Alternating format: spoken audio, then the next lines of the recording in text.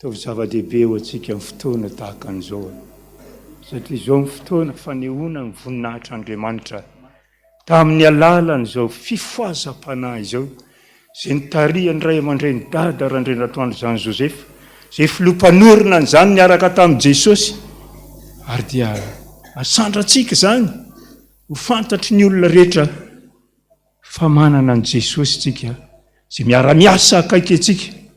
Ary dia milohan'ny fotoana rehefa mivory ny zanak'Andriamanitra dia mba eko le ratsy anelongelona anikitika antsika rehetrarehetra tsy hisy fantohana ka dia etsika andeha androaka azy amin'izany rehetra zany aza misalasala roay daholo izay azo roahana rehetrarehetra fa andro ny anio anehoany voninahiny fa Andriamanitra mitahy izy ary Andriamanitra mamelona izy ary Andriamanitra mizara fiadana fahabakitsika Jesosy tonga ny fotoana izay tenenanao aminay foana hoe manoera ny devoly dia handositra anareo izy ary aza manome fitoerana ho azy mihitsy satria ianao no antony zavatra rehetra rehetra ka ankehitriny Jesosy vonona izay androakan'izany satria ianao no efa niteny zany Andriamanitra miteny ianao ny anjaranay dia ny makatoa dia ny manatanteraka izany raha tia hita fitiavana,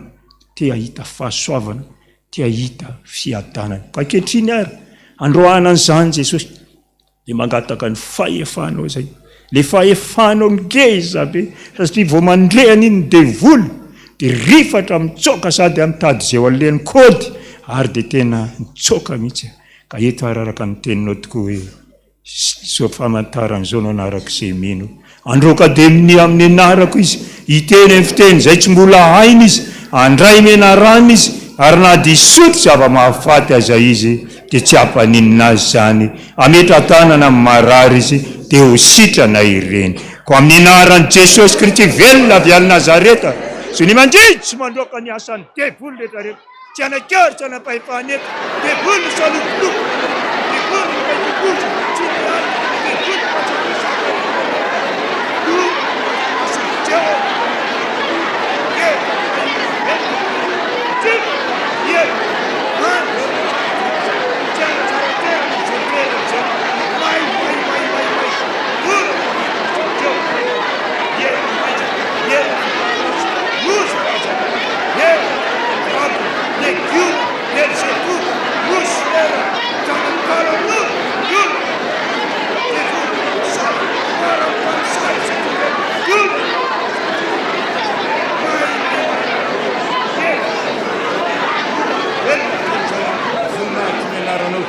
sotra Jesosy sotra betsaka Jesosy sotra Jesosy zava-dehibe zany Jesosy fa zany ny herin'ny fifoazana tianao Jesosy zany le zanak'Andriamanitra velona le mitondra na mifamonjena sy ny fanafahana rehetra ka eto ara Jesosy tsy anginy zay tsy angina mihitsy zay hanome voninahitra anao sahady zay satria voninahitra ianao tsy omeko ny hafa mihitsy fa izay manome voninahitra dia mba omeko voninahitra ihany koa ka eto ary Jesosy hanome voninahitra anao zay voninahitra aneo an'Andriamanitra irery any alleluia masina masina masina Jehova tompony maro entiky ny voninahiny tany rehetra amen avitrantsika dia maka ny salamo hanomezantsika voninahitra azy foana ndeha fenoantsika voninahitra mihitsy ny fotoana hanomezantsika azy an'izany satria zany ike nitadiavin'i Jehovah Andriamanitra amintsika zany manome voninahitra azy zany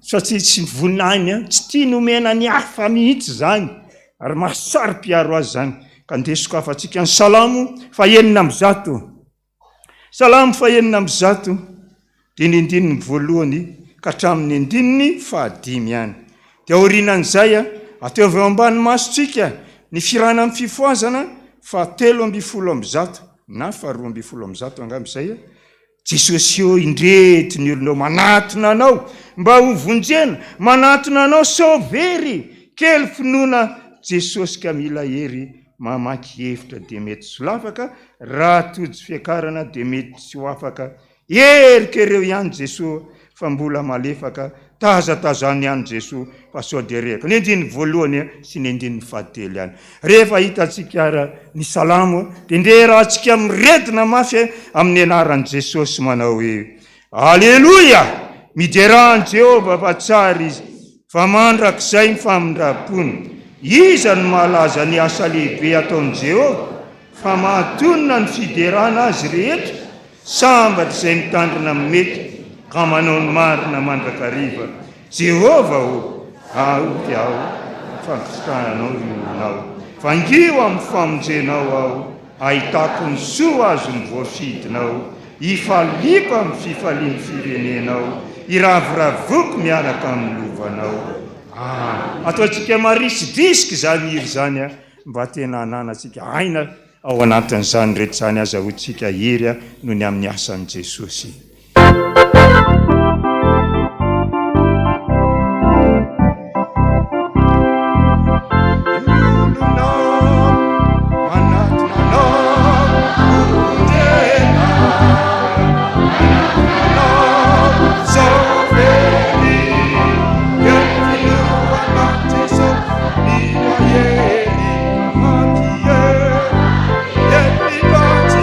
Sulla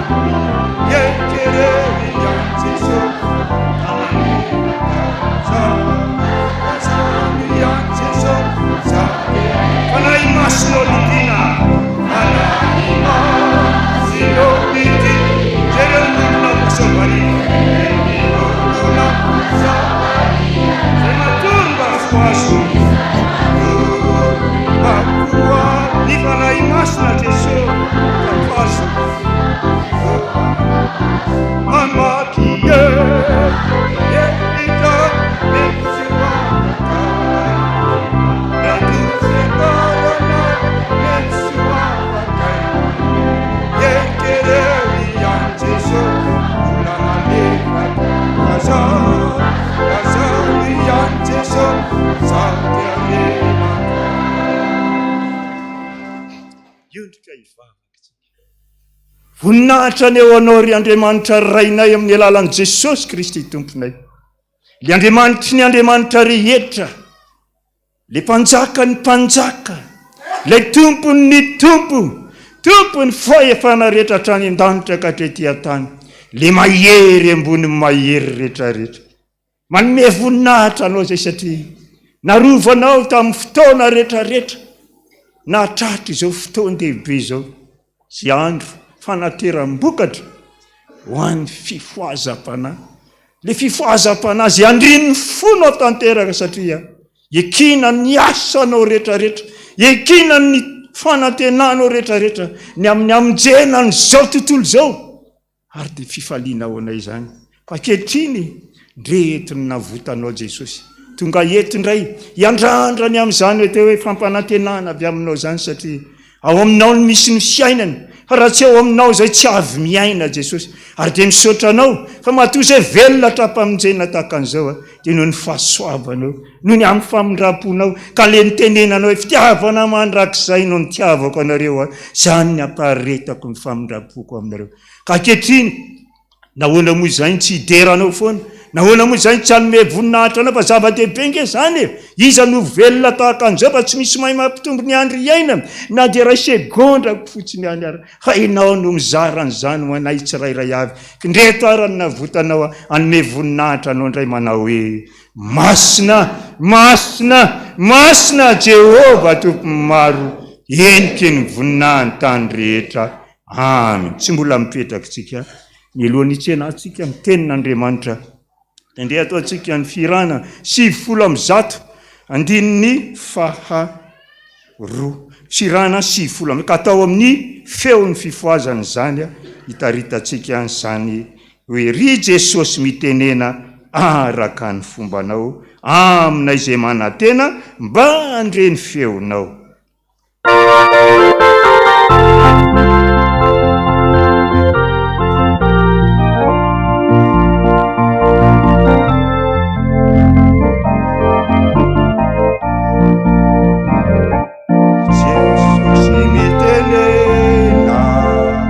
Araka ny fombanao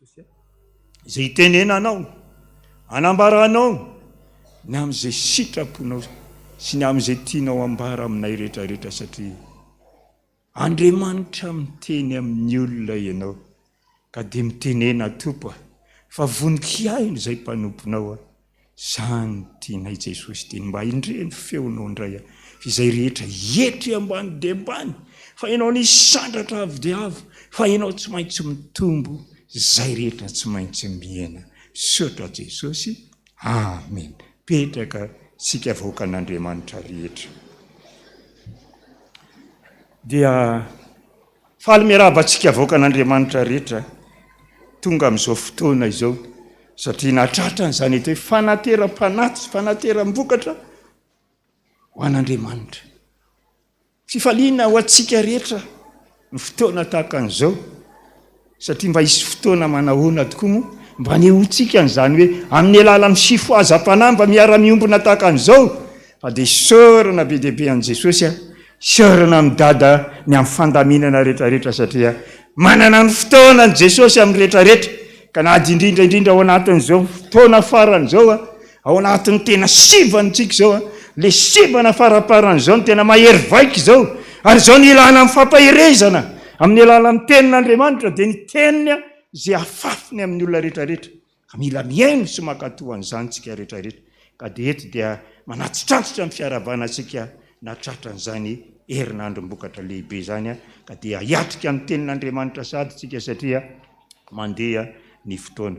Voalohany indrindra dia ao ny tenin'Andriamanitra ao amin'ny Eksodosy 7:30, Eksôdôsy 7:30.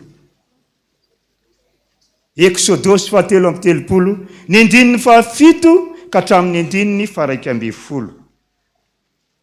Any amin'ny pejy 7:20 zany. Raha mitovy amin'ny baiboliko, ny baibolitsika menakavy. Faharoa dia ao amin'indray ao amin'ny Deutéronomie 5:5, andininy 120 ihany. Dia ny fahatelo ny Jaona 4:20, dia ny andininy 12 izay milaza ny amin'ny teny fahefan'Andriamanitra. Averiko ny ray mandeha, averiko ny ray mandeha. Eksôdôsy 7:30, dia ny andininy 7 ka hatramin'ny 120 ihany. Dia ny faharoa Deutéronomie ao aoriana kely eo pejy 170, ny 5, andininy 120 ihany. Dia ny Jaona, filazantsara ny Jaona 4:40, dia ny andininy 12 ihany.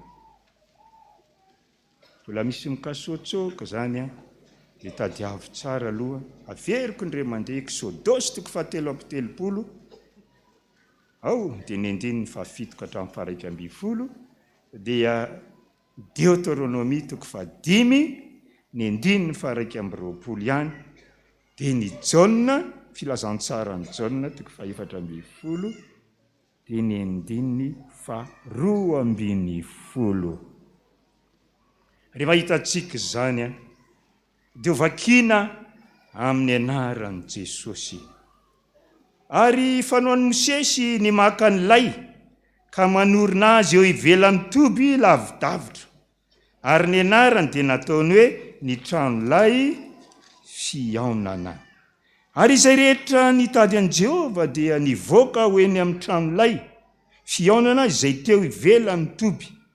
Ary raha nivoaka ho eo amin'ilay Mosesy dia nitsangana ny olona rehetra ka samy mijanona teo anoloan'ny varavaran'ny lainy avy, dia nitazana any Mosesy mandra-pahatongany ao amin'ilay. Ary raha niditra tao amin'ilay Mosesy dia nidina ny andro raona ka nijanona teo anoloan'ny varavaran'ny lay. Ary Jehova dia niresaka tamin'i Mosesy. Ary hitan'ny olona rehetra ny andro raona nijanona teo anoloan'ny varavaran'ny lay, dia nitsangana ny olona rehetra ka samy niankohaka teo anoloan'ny varavaran'ny lainy avy. Ary Jehova nyteny nifanatrika tamin'i Mosesy tahaka ny olona miresaka amin'ny sakaizany. Ary niverina nakeo amin'ny toby izy, fa ny mpanompony dia Josoa zatovo zanaky Nona tsy niala tamin'ny lay. Deutéronomie 5:5, ny andininy 120. Ka hoy ianareo, indra efa nampitainy Jehova Andriamanitsika ny voninainy sy ny fahalebiazany isika. Ary efa rentsika ny feony avy tao amin'ny hafa, koa efa hitatsika androany fa Andriamanitra miteny amin'ny olona nefa velona ihany izy. Ao amin'ny filazantsara ny Jaona 4:40, ny andininy 12. Lazaiko aminareo marina dia marina tokoa, izay mino ahy ny asa ataoko no ataony koa, ary ianao asa lehibe noho izany aza izy, satria izao makany amin'ny ray.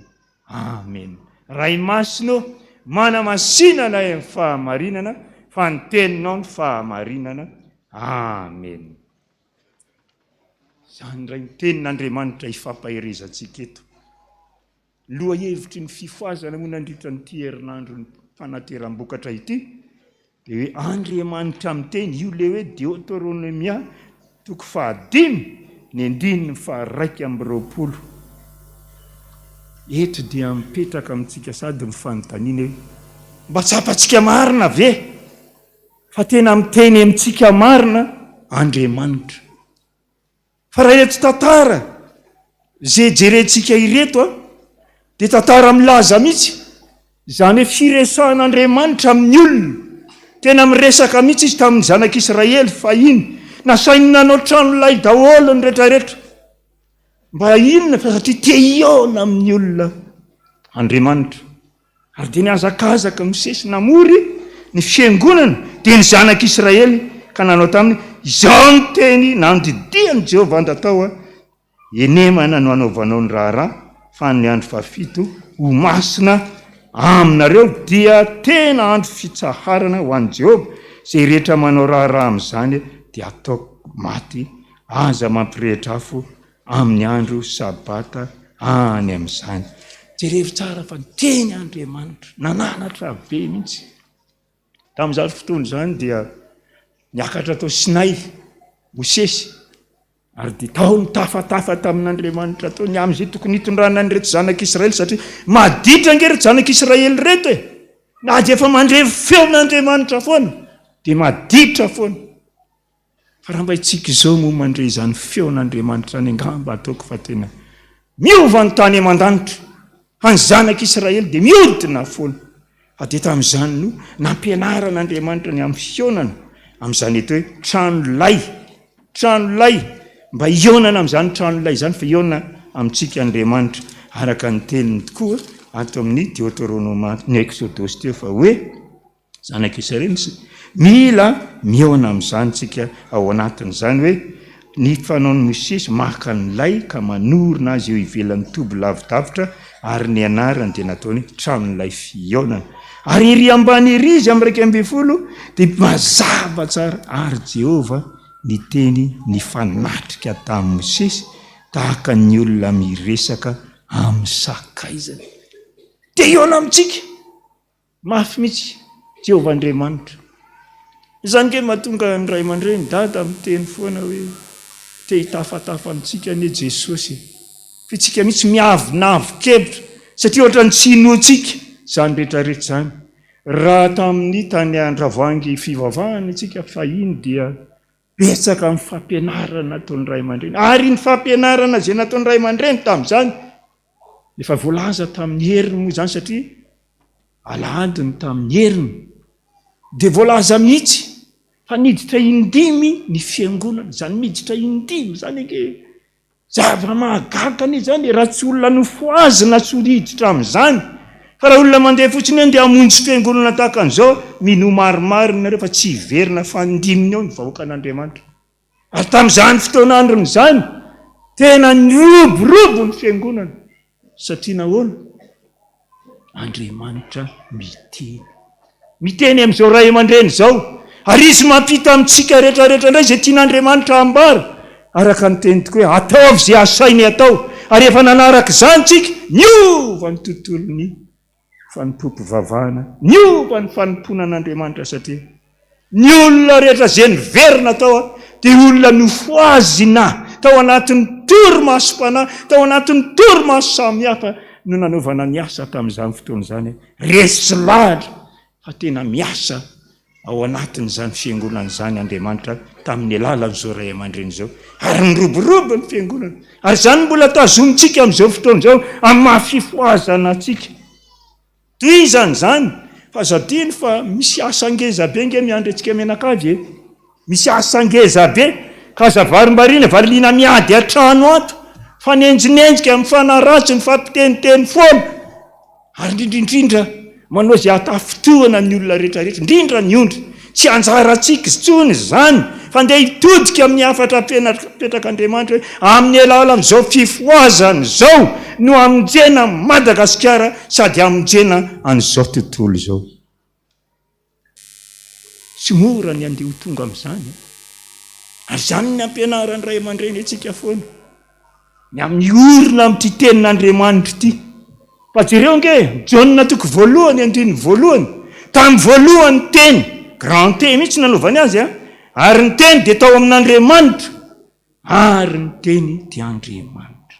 Ty Baiboly ty ny teny ato anatin'ity dia tena Andriamanitra daholo miresaka amintsika, te hitafatafa amintsika, te hanolotsaina antsika rehetrarehetra hoe ty ny lalana masaka ka andehana. Fa maninona tsika no tsy mampiatra an'izany? Inona no antony? Nefa izany mampiavaka antsika amin'izao fotoana izao nge araka ny feo mandehandeha eny dia hoe le toby lehibe izay teo alohantsika rehetrarehetra nge amin'izao mihevaeva satria lasa saina. ny amin'ny hevitry ny tenin'Andriamanitra. Fa isika teto dia nandray izany tenin'Andriamanitra izany tamin'ny alalan'izao mpanompony izao, ary dia tafita ny havana fa na dia ao anatin'ny fanompona maro samihafa tsika amin'ny toetratsika, dia Andriamanitra dia tena miasa manatanteraka foana ny teny hoe rehefa miasa tsy misy mahasakana. Aza mieritreritra fa ianao no navitany ahy, fa Andriamanitra miasa fa ianao dia fitaovana, ary mieritreritra izany. Izay tenin'Andriamanitra izay nampahomby ny asa rehetrarehetra. Impiry ray aman-dreny io nefa ny teny mba eno ny teniko. Teny foana izy eto mampalahelo ange. Za dia haut-parleur ihany ange. Fa Jesosy no any amin'ny micro. Tiano ampahara amin'izany ange mba fantaro izay naniraka azy, afantaro izay nampiteny azy. Fa Andriamanitra dia miteny amin'ny olona. Tsika no manamafy sofina. Ka manomboka eto hovay mifamindra. Mba anaraka an'izany tenin'Andriamanitra izany, anaraka an'izany teny ampitainy ray aman-dreny amintsika izany. Andriamanitra sy ray aman-dreny ange mitafatafy io hoe fampiresaka tahaka ny nataony tamin'ny Mosesy. Milazany amin'ny hoe ahoana ny atao amin'ny fiangonana, ahoana ny atao amin'ny fampandrosoana amin'ny fifoazana, ahoana ny atao amin'izao manodidina antsika indrindra ny tontolo izao firenena izao. Fa tsika ny tsy miaina, tsika ny tsy miraharaha izany fa ataovy ngeza be eo anatin'ny sainao izany manomboka izao. Fa tsy mandehandeha ho azy intsony ny fifoazana. Fa anakinan'Andriamanitra asa lehibe amonjenan'izao firenena malagasy izao. Mba dinio kely ange. Misy fotoana dia nampianarina hatrany amin'ny katekômenina makateny.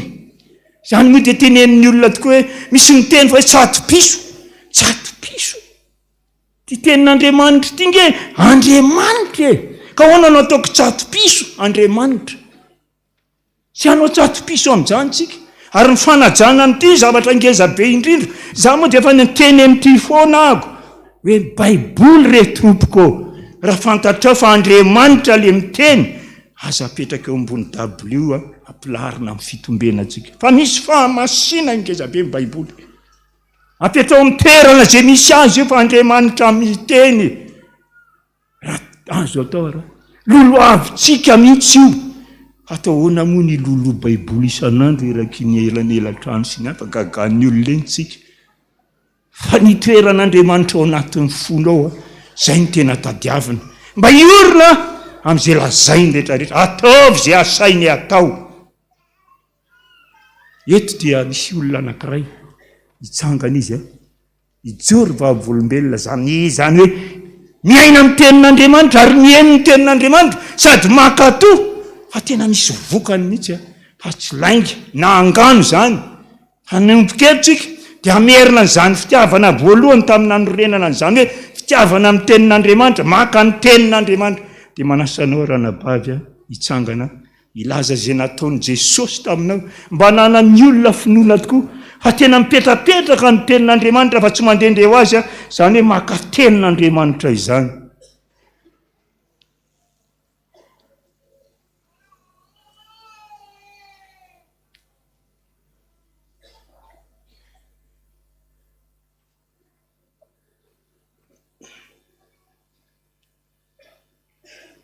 Eny ry havana malala ao amin'ny tompy eto amin'ny fiangonana Foibe Taninanandrano ary fiangonana fifoazana. Andriamanitra miteny, Andriamanitra miteny satria velona izy. Velona aho, velona ianao, velona isika, velona ny fifoazana sy ny fiangonana FPVM izay tarihany dadarandrena Toandro Jean Joseph. Izany no ela ry havana fa ny antsika ady vomanga ny krija vola voamason'ny nompotsiriny. Ary indrindra donakafo nanalakely tongotsika dia any amin'ny vonana. Fa iny tany andavoangy fivavahana.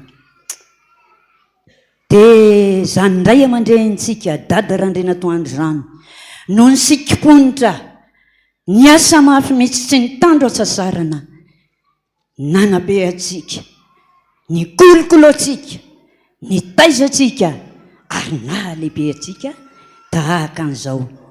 nirotsaka tsetra izy isaky ny alakamisy amin'ny 4 ora mampianatra soratra masina ary dia tena mampianatra hoe miteny amin'ny fiandriamanitra ary miteny io Andriamanitra io ao anatin'ny Baiboly mba ataovy zany miazakazaka ary izaho sy ny ankonako miaraka amin'ny zanako mamonjy zany fotoana zany isaky ny amin'ny 4 hariva rehefa avy mampianatra sy rehefa avy mianatra izy ireo ary zao no nampianariny tamin'izany rehefa misy zavatra mahazo anareo na olana dia anontania hoan'i Jesosy ny fototry ny iorenany zany fanontanianan'i Jesosy zany dia ao amin'ny aza manokatra Baiboly ao amin'ny Isaia 5:1 fa ny zavatra ho avy no anontanio aho fa ny asan'ny tanako ny zanako sy ny asan'ny tanako dia oka adidiko ihany dia nampianatra izy naka teny voalazan'indray aman-dreny teo moa hoe tsatopiso fa zay piso any dia piso fa itsika kosa zanaka daditsika hatramin'izao ary zanak'Andriamanitra ihany koa voalohany nampianariny rehefa hakateny ianareo izy dia vakio ny Jaona 16:13 manao hoe fa raha tonga ny fanahin'ny fahamarinana dia izy no hitarika anareo amin'ny marina rehetra ary tsy teny ho azy izy fa zay ho reny dia lazainy avokoa ary ny zavatra ho avy aza dia ambarany aminareo vakio dia avy eo faharoa asoro tsara ny tsy alakalana sy ny kalikaly eo anatin'ny Baiboly dia akomboniny Baiboly fahatelo mivavaha amin'izay ianao amin'izay zavatra angatahanao sy mahatery ianao sy mahory ianao dia rehefa avy eo mivavaka ianao mifony ianao miresaka amin'ny Jesosy ianao hoe zao ane dia ahoana Jesosy dia sokafana amin'izay hoy izy ny Baiboly ary ny fanondrotsika iny no apetraka androna n'le teny sy ametrahana azy eo anaty Baiboly eo rehefa mivelatra le Baiboly mikipy mantsy ianao amin'izany mamelatra Baiboly dia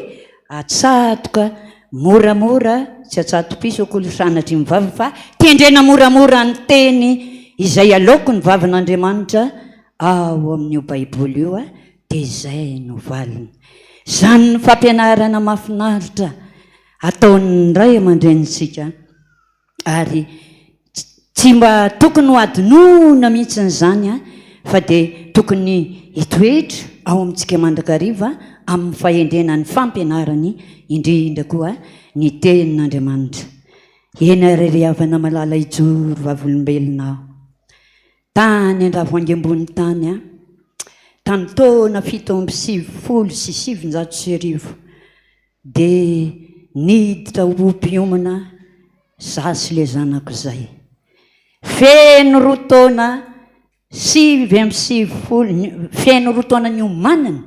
770 dia nanakorodoka amin'izay ny ray aman-dreny misoratanarana zay hotokanana dia misafidy moa ianao ny toby izy anokanana anao na Ankarinarivo na Ankantseranana sy ny sisa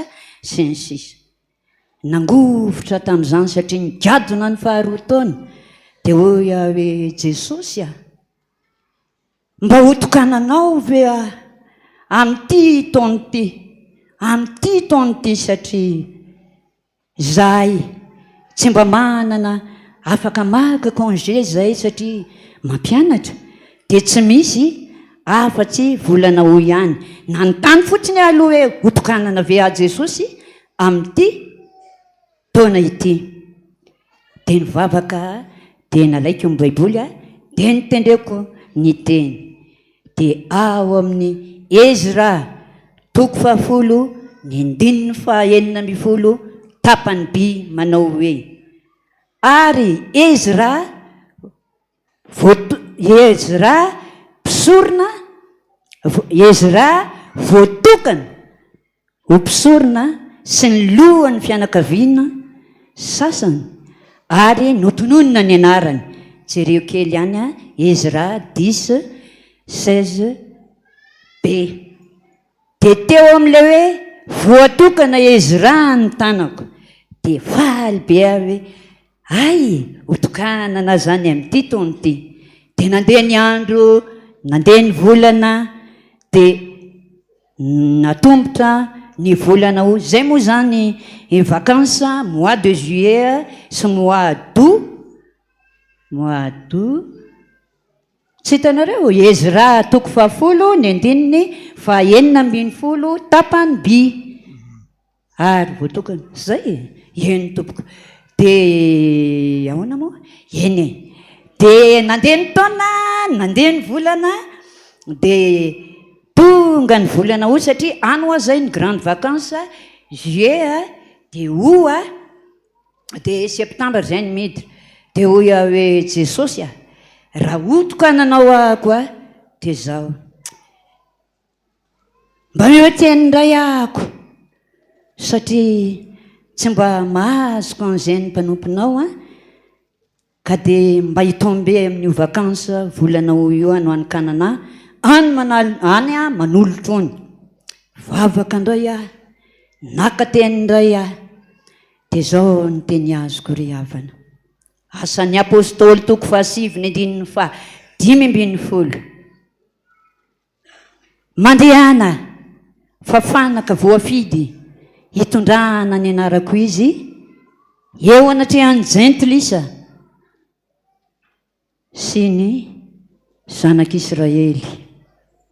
Misy an'izany ao faly amin'izay ry havana andeha zany hotokanana de niomana ny amin'izany ny fanokanana tamin'izany 16 août 1997 1997 azafady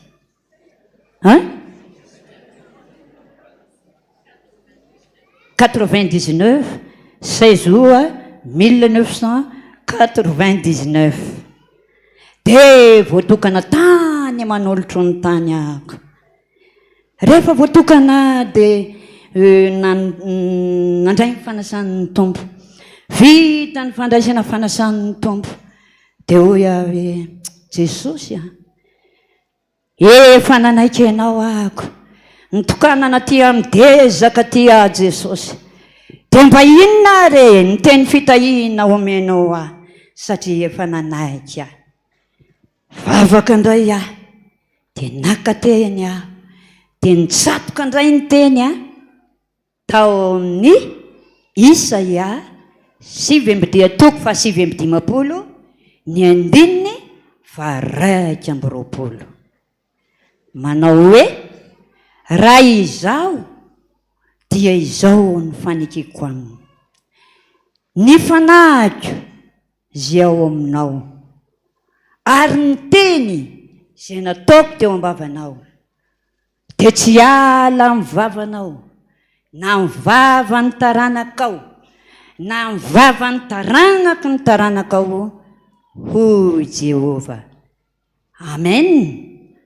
Faly be ako ary tena faly vokasy zany ry havana ny taranako rehetra ny zanako de efa mpiandry avokoa hatramin'ny vinantoko ary faly any milaza fa ny vinanto lahako katolika mpiandry ato amin'ny FPVM, vinanto vaviko katolika ato amin'ny FPVM ary farila kosa de hoy hoe mba meo FPVM izy de nahazo FPVM efa mpiandry daholo izy rehetra angavitan'izany ny zafikelyko koa anakiroa efa mpiomana amin'izao fotoana ary ny vinanto kelyko mafinahitra zay vinanto lahy kely satria vinanto n'lay zanako lamatoa dia katolika eringeriny ary efa miomana ho mpiandro efa miomana ho mpiomana ho mpiandrika izy a amin'izao fotoana izao. Zany ry havana ny voninahitr'Andriamanitra ka mampahery anao mampahery anao fa tsy mandao anao Andriamanitra fa voatay ianao sy ny zanaka ao sy ny taranaka fa mifandimby aminao. Miorena tsara aza miova tany mafy izay anananao mba tsy hiaka ny satrom-poninahitra ao. Amen. Zany a fijoroana vavolombelona mbola betsaka amin'ny fijoroana vavolombelona fa ny fotoana foy tamin'ny alakamisy moa dia nafinaritra mihitsy a tafatafa nataon'ny fifoazana tamin'izany a fa naneo ny fahafantarany tokoa ny olona rehetrarehetra izany hoe Andriamanitra miteny izany.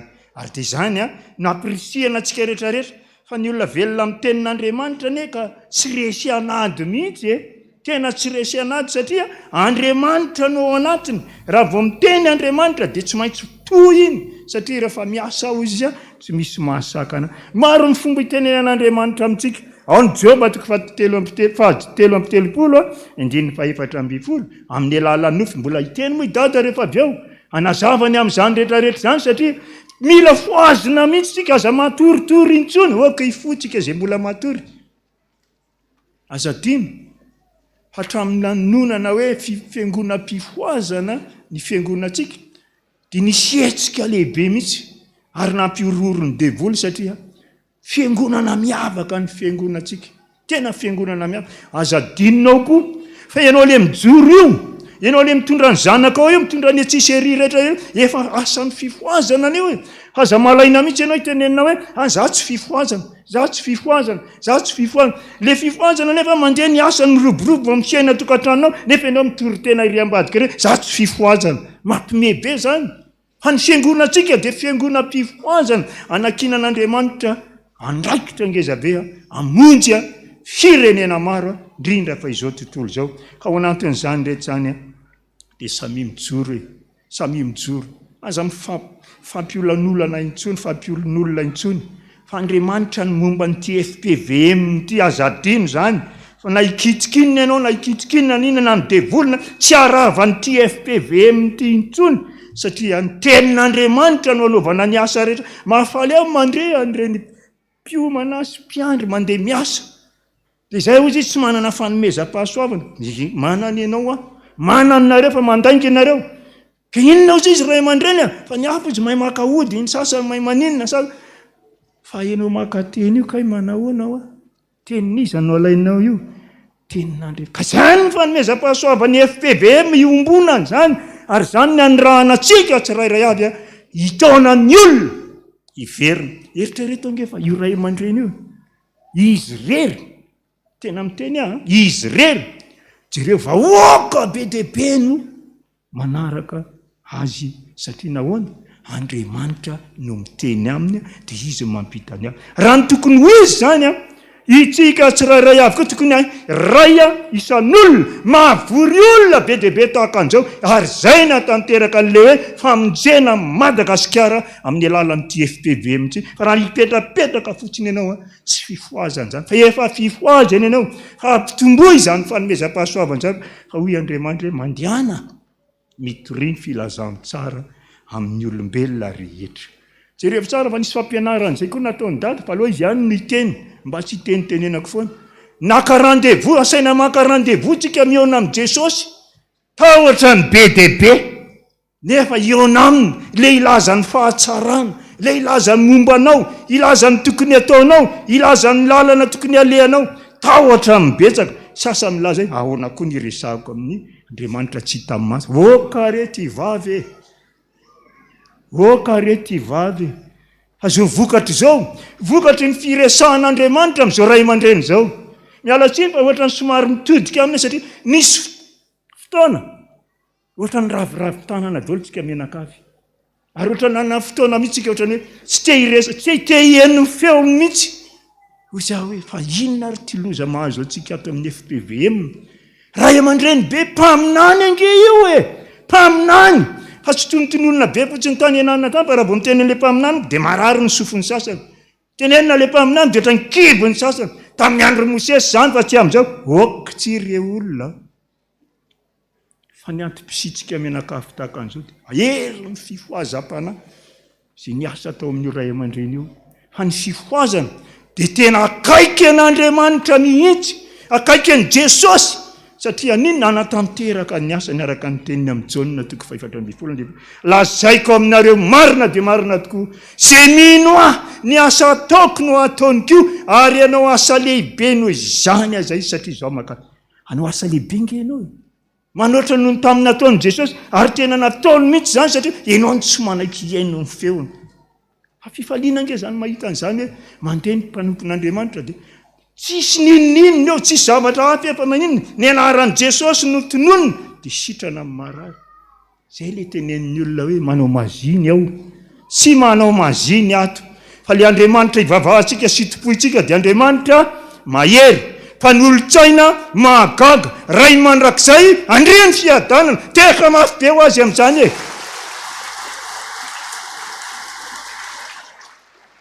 ka izao entanitsika rehetrarehetra tompoka fa samy azakazaka amin'izay anao zany asa mpifoazana izany misy ato mahafinaritra mihitsy za tena mideranareo ry mpiandry malalisana ondry 5:10 eo fa ny mpiandry 100 mahazo aina mihitsy ny ondry satria maneno misy herin'ngeza be hoentin'ireo olona fanompon'Andriamanitra reo 5:10 ny olona eo ondry nefa ny isa mpiandry 100 zany foana ny ao ambony eo sao dia gaginareo ka eti ny ondry tao amin'ny ondry zany ny adiditsika ianatona an'Andriamanitra zany ny fifazam-pahiratra ny jambaka mba hitenenan'ireo olona jamba aho teo aloha fa mahiratra aho zao ianao no ampahiratra azy dia mahereza amin'izany asan'Andriamanitra izany fa itsika rehetrarehetra dia samy hitenenan'Andriamanitra daholo fa mahaiza miresaka aminy mahaiza miresaka aminy mahaiza manatona azy fa betsaka amin'ny fomba iresahany ao ny nofy araka mbolazany amin'ny Job ao ny tsindrimandry ao ny tenin'Andriamanitra zay nitoriana teo zay nijoroana vavolombelona ao ny mpanompon'Andriamanitra fa ny fandrenesana an'izao toriteny zao ke dia fa Andriamanitra miteny satria izy maniraka ny mpitory Andriamanitra aza manao iranina indray io hitako io very eo ianao zay ny tenin'Andriamanitra amin'ity anio tika dia samy mahery samy mivavaka mba tena androso zao fifoazam-panahy zao amonjy fanahin'olona bebebe satria mbola be dehibe mbola mila hovonjena ka itsika fifoazana nataon'i Jesosy amonjy an'izany ka dia mahereza vavaka atao betsaka dia manokana mihitsy fotoana fa manomboko zao dia aza miala amin'ny tenin'Andriamanitra za isorako mihitsy ny fiangonana manao an'le hoe vaky tenitsika zao amin'ity anio ty dia ao amin'ny 100 tahaka an'izao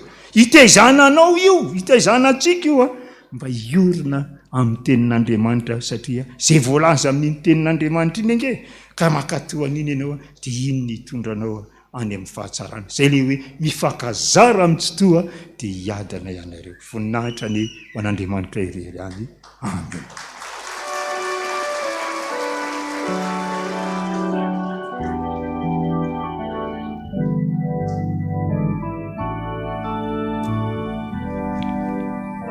ry ava malala ao amin'ny tompo amin'izao vokatry ny fifoazana izao novozina teto nandritry ny herinandro ny hoe Andriamanitra miteny tsapatsika fifoazana tokoa izany Andriamanitra miteny zany mina fa tsy misy anankiray ilaza hoe tsy mbola nitenenan Jesosy fefa nitenenany daholo isika reto fa nataontsika tsy rambona moditsika tsy eno ny feon'io Andriamanitra miteny io azadino fa ny devoly iny io manakosoka ny teny retsika io hoe androany riavana araroty ty fotoan'androany ty anadaboatsika ny devoly lasa androany tapaka androany ny sivana riavana eto apody sy ty azo fijaliany tia no anaovantsika dina amin'i Jesosy androany. Ho avy eto daholo ny mpanompon'Andriamanitra. Androakan'izany fanahy ratsy zany androany. Androdana anjera nongotra zay rehetra ny tambesatra tamintsika hatramin'izay. Koa dia ankehitriny hanao hira anankiray tsika. Tadiditsika velo hoe ahoreny mafy tsara ny finoana eo apototry ny azo fijaliana. Fa Jesosy Kristy tsy miova hatramin'ny anio omaly anio mandrakizay. Ny faharoa, andininy faharoa, izao tontolo izao tsy mahavonjy ny fo sy fanahy zay milonjy, fa Jesosy Kristy tsy miova hatramin'izao ka ho mandrakizay. Eo amin'ny refraintsika mandoaliko, iriko loatra Jesosy ny ho takanao, fa ny hoe hivadika aminao dia sanatry, fa ianao Jesosy Kristy ny tsy miova hatramin'ny anio omaly sy ho mandrakizay. Hitsangantsika ry havana.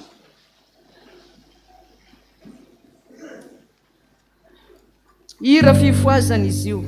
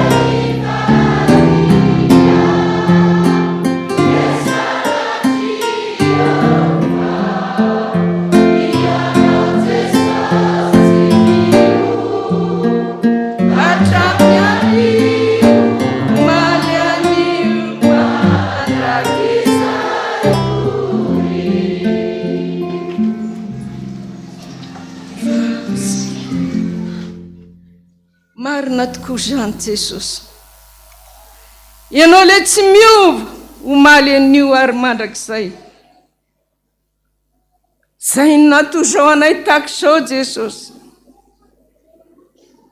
Ndreto zay le nitaizainao nandritra ny amapolopolo taonany.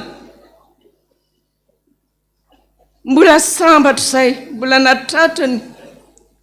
Androany ka nampitsahivana taminay tsirairay avy fa Andriamanitra miteny ianao ary tsy miova ianao fa miteny aminay isan'andro. Kanefa fantatrao ny aminay tsirairay avy Jesosy. Ataonay tsirambana modinay fanina zany teninao zany. Modinay tsy hita zany teninao zany, modinay tsy eno zany. Ary zany Jesosy mahatonga anay androany hidaraboka eto apototry ny azo fijalianao. Ary andrava zany hevitra nampisaraka atsika zany nandritry n'izay taona maro izay. Ndreto ny vahoakanao Jesosy tsy mba ny tena ntsony mandoalika fa ny fonona mpandoliana eto potitry ny azo fijalianao mba ho lasa sy ho tapaka amin'izay ny sivana Jesosy. Ka androany Jesosy a nreto izay Jesosy mbola velona trapamonjena nony aminao dia nony aminao, miteny aminay foana ianao hivavaka ho anao a mba tsy ho levina ny finoanao dia mba tonga sainy izay androany Jesosy. Ary zany nampandolianay ny fonay androany fa mikasa zay a tsy amerina ny lasanay intsony fa iova ko tena mpanompo mahatoky Jesosy a. Ary tsy mahafaly an'izao devoly zao ny izany Jesosy.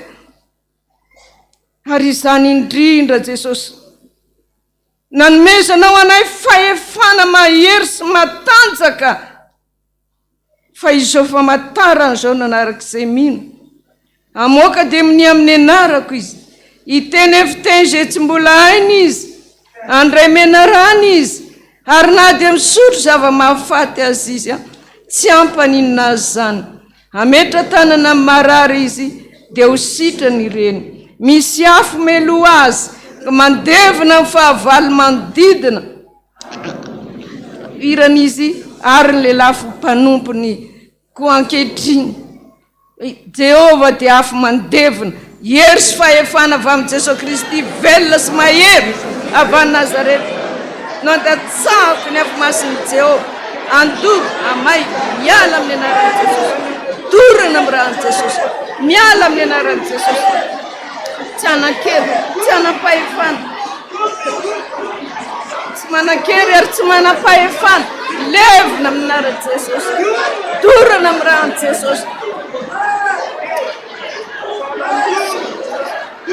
Sotra Jesosy, sotra Jesosy.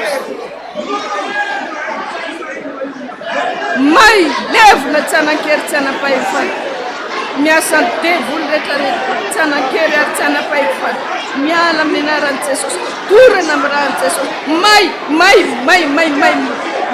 levina tsy anan-kery tsy anan-kery tsy anam-pahefana tsy anan-kery tsy anam-pahefana amin'ny anaran'i Jesosy.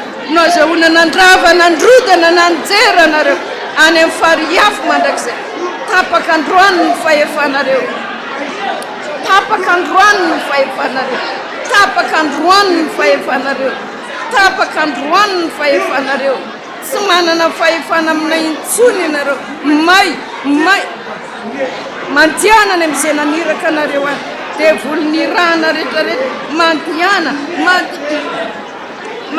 any amin'izay naniraka anareo mandiana tsy manan-kery tsy anan-kery tsy anam-pahefana devoly teteza tapaka rehetra ny asan'ny devoly fandrekerekena rehetra tsy manana fahefana devoly ny rahana devoly mpaniraka ihany koa tsy anana fahefana aminay na dia segondra raha ihany azy devoly ny fandrekerekena rehetrarehetra mandianany amin'izay naniraka anareo any tsy anananareo fahefana intsony zao vahoaka marobe zao fa efa niteny anay Andriamanitra androany fa tsy olombelona ka ho tofo aminareo mandrakizay fa Andriamanitra ho nonoko ny vahatezerako. Misaotra betsaka Jesosy mankasitraka indrindra fanahy masinao mankasitraka dia mankasitraka anao indrindra izahay Jesosy. Misaotra betsaka Jesosy. Andaontsika hira fiderana amin'ilay sambatra ny olona zay voavela ny elony sy voasarona amin'ny fahotana zay tsy sainy Jehova eloka ary tsy misy fitaka amin'ny fanahany. Amen. Mino n'Andriamanitra ray sy tompanao ny lanitra sy ny tany ary mino an Jesosy Kristy zanalary tokana tombontsiny zay torotoroana tamin'ny fanahy masina nateraky Maria Virginy mijalina ny napakontonavy nomona tamin'ny azofijaliana matika nalevina midina tamin'ny fiainatsika misangana tamin'ny maty tamin'ny andro fahatelo miakatra ho any an-danitra mipetraka kavanan'Andriamanitra ray sy toa avy any eviny tsara velona sy ny maty mino ny fanahy masinao fiangonana masina manerana zao tontolo zao fiombonany ny olona masina famelan-kelo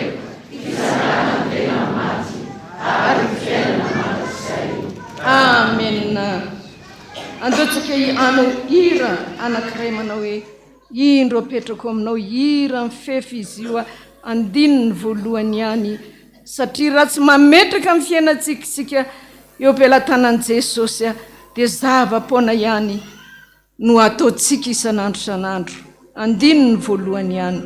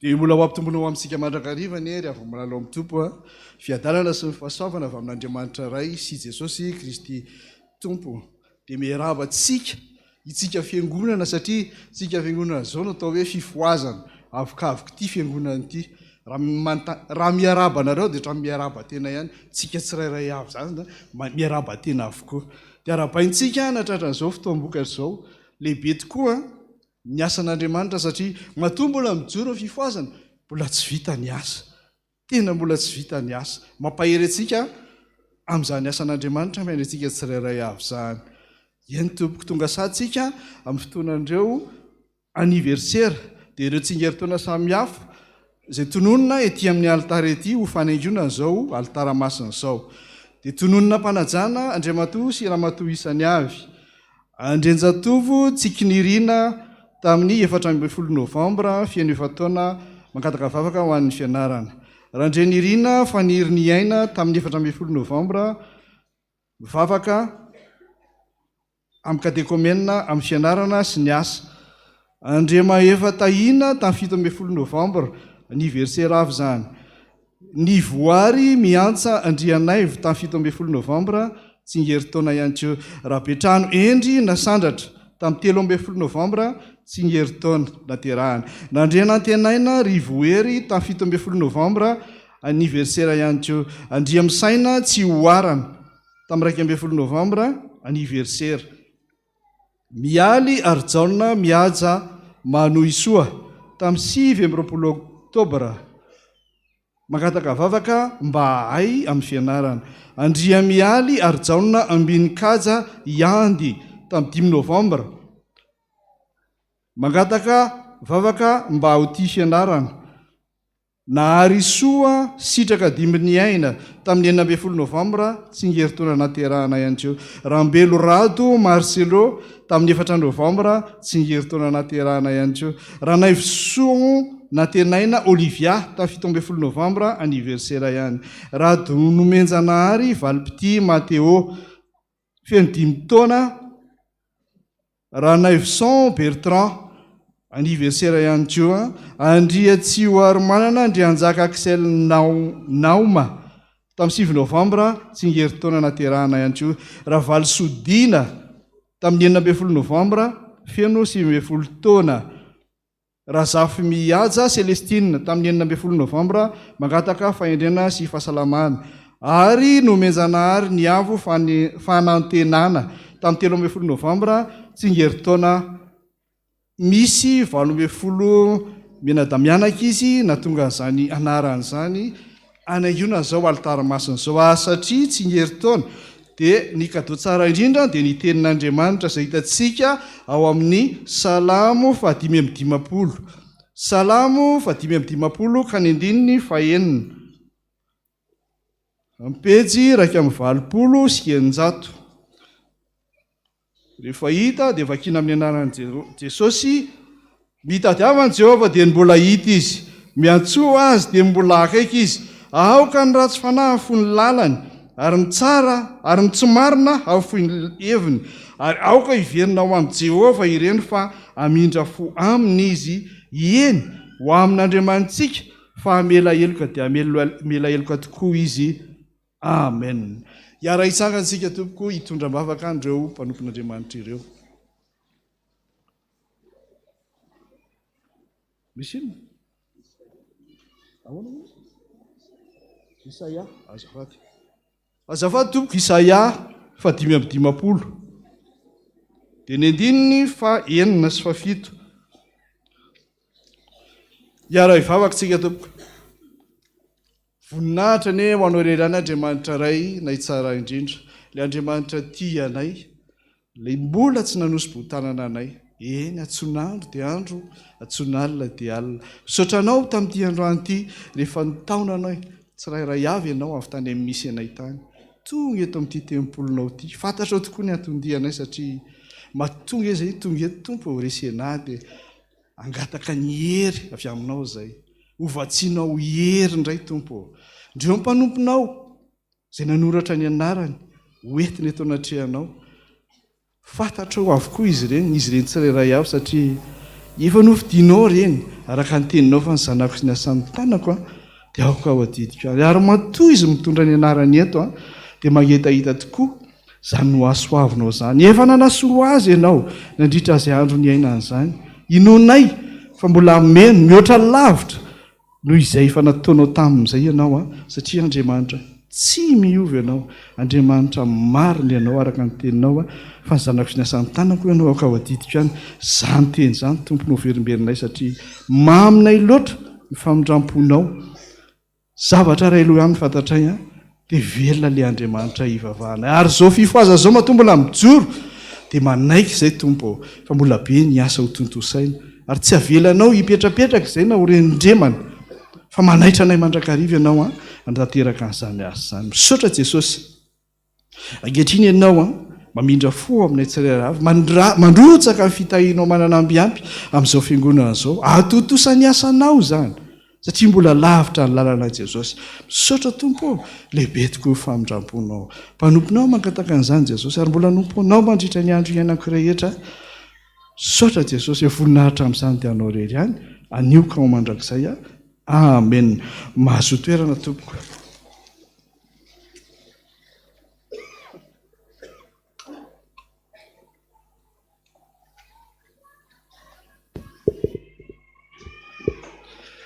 Miarabantsika amin'ny anaran'i Jesosy Kristy tompotompo. Tonga ny 10 minitra ny sekolalahyntsika ka mangataka ny mpianatra rehetra, ny mpampianatra ary ny diakona pia mba hitsangana zafatoko. Ho ataontsika ny hira valo sy valonjato andininy voalohany.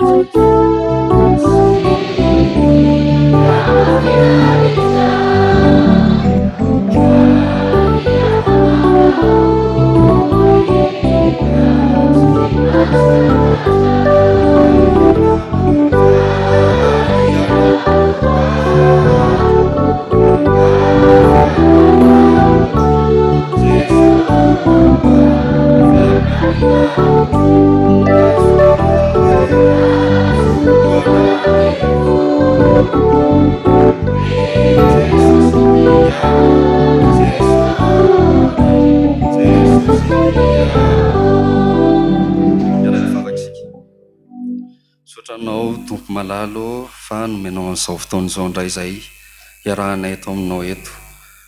Aoka Jesosy zavatra voarayanay eto dia hiditra tanteraka ty amponay ka natanteraka sy ankatohany izany izay amin'ny fiainana rehetra izay mbola omenao anay. Sotrany tompo, amen.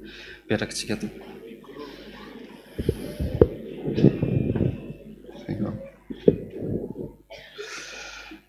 Fanoharana kely avy hatrany rakizy ampianarana antsika androany. Misy tovolahy anankiroa mbola kely zany izy reto izay atao hoe Lita sy Koto ny anarany. Izy ireo dia mifankatia ary feno fifaliana ny fiainany, fa tena mampiavaka azy roa lahy ireo dia tia misakafo be izy. Ka ny enina noho ny lehibe ary izy dia ny sakafo foana ohatry ny olona rehetra moa, fa mihoatra ny olona rehetra dia lasa nengeza foana Lita sy Koto ka any ka lasa nengeza loatra izy ka ny traika tamin'ny fahasalaman'izy roa lahy izy io. Lasa sepotra izy roa lahy ka tapa-kevitra izy roa lahy fa andeha hanao fanatanjahantena mba hanatsarana ny fahasalamany. Nanao fanatanjahantena izy roa lahy ka teny ny andro sy ny volana dia ohatrany nahita Lita fa ohatrany niova tampoka Koto. Izy nefa ohatrany teny ihany, ohatrany sepotra teny foana ihany. Hitan'ny Lita fa ny salamy Koto, ny natanjaka, ny nahery ka nanontaniany Koto, Koto, inona moa lesy ny tena nampiovan'ny latoy izao nefa niaraka teny foana ihany tsika selahy. Toy lahy toa niova tampoka teo, ny eny lahy, lasa salamy lahy. Lahy sao dia mikotrana miafina ary lahy. Dia tsy lesy hoy izy Koto mantso an'ny Lita, fa inona no ataony lahy? Hoy Lita mantso an'i Koto, izao rehefa avy manao fanatanjahantena tsika selahy dia verina amin'ny fanaoko satria tena tiako misakafo, dia misakafo be foana ihany ary miverina amin'ny fahazarako dia zadaika ohatra Koto nijery an'i Lita, izany ve lesy? Ny anahy kosa lesy tena hitako hoe matiantoka be raha ohatra ka hoe efa manao fanatanjahantena foana tsika selahy ka mbola miverina amin'ny fahazaran-dratsy koa. Ka hoentiko ilay fanaovako fanatanjahantena mba hanovaiko ny fiainako. Ka hitan'ilay io lasa niova tanteraka.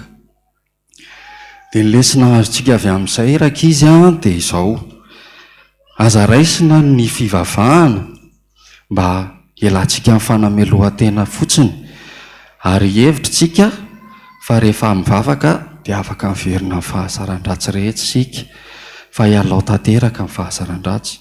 Mba ho toy ny Koto isika, mba hanova ny fiainana iray manontolo, mba hanao hoe ahazo ny fiadanam-po azo ny fahazavahana mba ho tena mpianatra Jesosy tsika ka hiova tanteraka amin'ny fiainantsika ray manontolo. Dia izay raka izy manova tohany koto ka hiova isika amin'ny fiainantsika azo fahazavahana hiaraka amin'ny Jesosy ary indrindraindrindra azoantsika fiadanana ao amin'ny Tompo. Ny teny nangalantsika an'izay fampianaran'izay dia hitantsika ao amin'ny epistily nosoratan'i Jakoba. Jakoba toko voalohany 2:20. Jakoba toko voalohany 2:20 ihany. Amin'ny anaran'i Jesosy, fa aoka ho mpakatony teny ianareo fa aza-piainy fotsiny ihany ka mamitaka ny tenanareo. Amen. Voninahitra dia ho an'Andriamanitra rery ihany. Amen.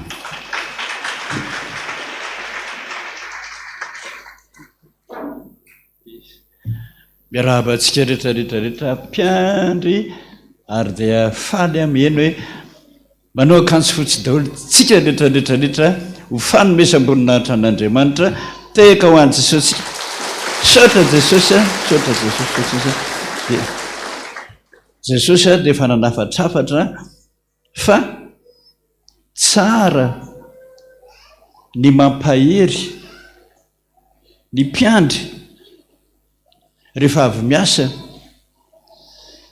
fa ny marary sitranina devoly avoaka izay foana nataontsika fa mba ahoana mpiandry miasa nona araka ny voalaza teo nona dia mora miverin-dalana dia iny dia tsy miasa intsony. Dia ny tenin'i Jesosy fa mba tsara na any an-trano aza anao mihira isak'izay vita ny asa dia manao ny hira ny fifazana amin'ny hira fanampitsika ilay hoe mitsimoka eo an-tanimbolonao ray reto zanakazo mbola kely. Zany hoe mpiandry rehetrarehetra zany mametraka mihitsy eo anatrehan'Andriamanitra hoe Jesosy namboly ny asa nanondraka. Tsy dia iny dia mody fa mivavaka anao ho any iny zavatra nambolenao iny. Raha sendra tandrikazo mamay izy Jesosy na rivo-doza be izay mamely alofy tantany mafy izay ny herinao tsy ampivelively fa ianao ray no hany herinay. Zay mivavaka ho an'le marary teo fa ampahiresina amin'izay mpiandry rehetrarehetrarehetra. Jesosy loha rano feno soa mangalahala sady fototraina manafaka etaeta zao tontolo zao ary efa ampy izay rehetra ilaina ny teninao ry Jesosy mba ho neninao fa ireo lozanao dia karakaina tomoera tompo monena iry zao. Tanao za mba mivavaka ho anao ianao amin'izay. Ny asanao mangina ry fanahy na dia tsy hita aza hafafazo ny fakany omeo tsiro avy aminao ny taony tondray tsy halazo ry Jesosy lehibe mba miesa izao mba ampidokadoka reto azo ny sisa izay atao voninahitra ao. Ny bokintsika tsy misy ny 14 io nefa ny any 14 ny tena ilain'ny mpiandry rehetrarehetra mihitsy hoe indro tompo izay tanora anaro sy bitsio moramora hiasa sy ampody isanora handresy sy ireo devoly mpanakora izay mampidodoza togomoro erezy tompo miaramilanao erezy tompo no miaramilanao. Mba mahazo hery amin'izay ilay mpiandry le niasa tany rehefa avy mijinja vary ny olona na avy miasa tany dia tsy hoe vita ny asa voafafo ny vary na voajinja ny trano veloma daholo nareo misy le sakafo be mihitsy iny raha mihinana dia tsisy hafan'izany mba miara-mihinanao daholo a mpiandry manovery ay tiako lazaina fa mora kely hery a sovery sotra tompo mba miteny azany satria ny afatry ny tompontsika zany a mba ampahery foana ny mpiandry anao fanatintsika zao a zava-dehibe vokatra ny fifoazana sahiran-tsaina mihitsy zay mpitondrany hoe ny fiarakodia ato a ndraindray maty sahirana soloa io dada lasa ny eritreritry hoe mijeryny moramora zay a sprinter 300 millions de francs ny anankiray zay ny ny mora indrindra jerena nefa ny volantsika tsy mbola ampy an'izany tsika tsara raha misy fotoana anankiray nanaovana sakafo nanaovana fampisehoana mba ananatsika vola hividianana automobile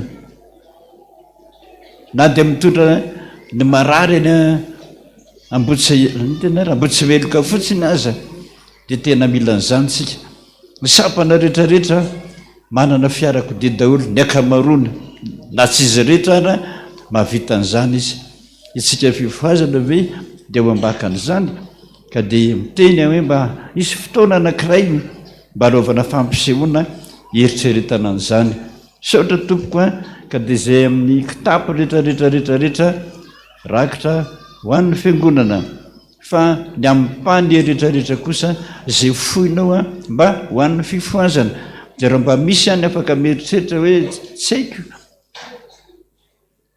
haiko miankina aminao raha nahasoanao ny fifoazana mba jereo ny hafa tsara ny mividy tomobile tsika fa io anankiray io a araka ny filazan'ny tompona ndraikitra dia efa vizana izy vizana io mihitsiny a efa namboarina vita izy zao dia miafiafy kely io tsika aloha mandra-pahazo vola tsy peteny apetraka amintsika rehetrarehetra izay mba ny vatana sonotro ny tany a mba mieritreritra an'izany tompoko sotra tompo any amin'ny sampany arange misy tena miteny mihitsiny hoe io misy fiarakodia aloavinareo tsikelikely a ny vidiny raha izay dia mety ka dia samy mieritreritra an'izany daholo tsika sotra tompoko izay manome ampifaliana no ankasitrahana indrindra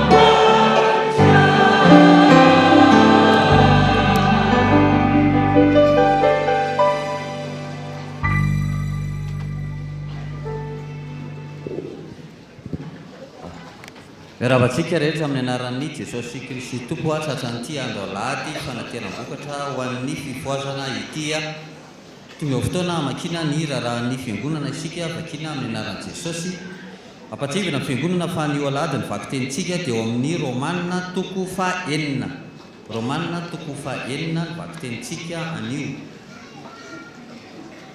raha ny fifoazana ihany anio alahady 17 Novambra amin'ny 10 ora sasany dia izy fiterahana lehibe miaraka amin'ny CLF ny fefy ary ny afafia amin'ny aorian'ny fitaom-pivavahana amin'ny 2 ora sy sasany izany iatsona antsika tsirairay avy ifanotrona amin'izany avy amin'ny komity sary sy feo araka fadaminana atao dia misy ny hetsika déjeuner concert na sakafo pitahiana izay atao eto amin'ny fiangonantsika ny asabotsy 30 Novambra ao amin'ny 4e étage manomboka amin'ny 12 ora atoandro fandraisana anjara amin'izany dia 9 ariary ho andro izay maniry kosa nomeny tombony dia ny 503 ariary ny tombony amin'izany be izany noho izany dia mangataka antsika izay maniry indray anjara na ny fiangonana na ny promotion na ny vondrom-bavaka na ny mpiara-mivavaka mba hanantona ao amin'ny varavarana voalohany avy amin'ny fifoazana foibe araka ny fanapahan-kevitra tamin'ny fivorisika farany dia ilazana ny président promotion rehetra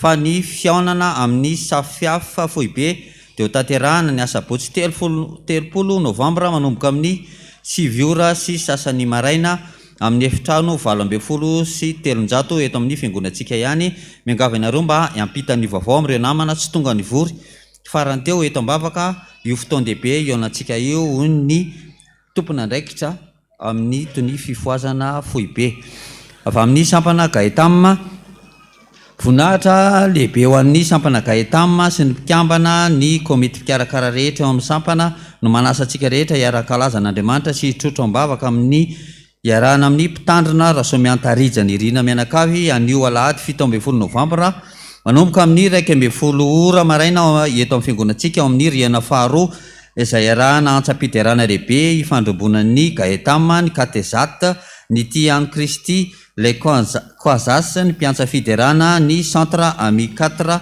ny mpitoroteny amin'izany moa ao dia madame Raymond eto amin'ny fiangonantsika ihany anentanana antsika rehetra ifanotrona amin'izany ihany koa avy amin'ny azo krismasy lazana ny zanaka fiangonana rehetra na ny ankizy na ny tanora fa efa manomboka ny fianarana azo krismasy na arbre de Noël ny fiangonana ho an'ny 15 Desambra ity ary mbola mandray ny ankizy hatrany izy ireo ny fianarana kosa dia isaky ny asabotsy sy alahady en premier étage manomboka amin'ny 2 ora sasany mifarana amin'ny 3 ora sy sasany avy amin'ny voamerany catéchomène ilazana isika mpiandry rehetra fa isy ny asa sy fampahirezana atao amin'ireo zanantsika catéchomène ny asabotsy 13 Novambra izao ny fanomanam-panahy dia ao amin'ny premier étage amin'ny 2 ora latsaka fefany tongava maro isika rehetra avy amin'ny sampana lehilahy kristianina izahay sampana SLK dia faly manasa antsika mpiara-mivavaka rehetra andray anjara amin'ny déjeuner emporté izay karakaraina ny asabotsy 7 Desambra ho avy izao ny bi amin'izany dia azontsika jifaina eny amin'ny mpikambana SLK rehetra tsirairay amin'ny vidiny 2 ariary mariana fa ny bi iray dia ahafahanao mandray anjara amin'ny fisarihana ka mety azona loha maro isan-karazany avy amin'ny sa ilazana ny mpampianatra sekolalady rehetra fa mianatra ny sekolalady anio toy ny mazatra ny dingana fahatelo hatramin'ny dingana 3 taona hatramin'ny 7 taona ary ny olon-dehibe dia ao amin'ny premier étage ny dingana 10 taona hatramin'ny 17 taona sy 18 taona ao amin'ny 4e étage atsona ihany koa ny dekona mpiasy ny mpampianatra sa fa manao assemblée générale isika anio aorian'ny fampianarana ko satria fa vita ny fitatazana ny fanatitra dia atolotra aloha izany dia toizana ny famakina ny rarahan'ny fiangonana eny tompo satria vokatry ny sampana izao ary ny fifoasana indrindra ny tena mahatsiaro fa lehibe ny fitiavan'Andriamanitra mamy ny fitiavan'Andriamanitra mahasoa ny fitantanan'Andriamanitra dia ny ira hoe tiako ianao Jesosy tiako loatra no ataontsika sangantsika rehetra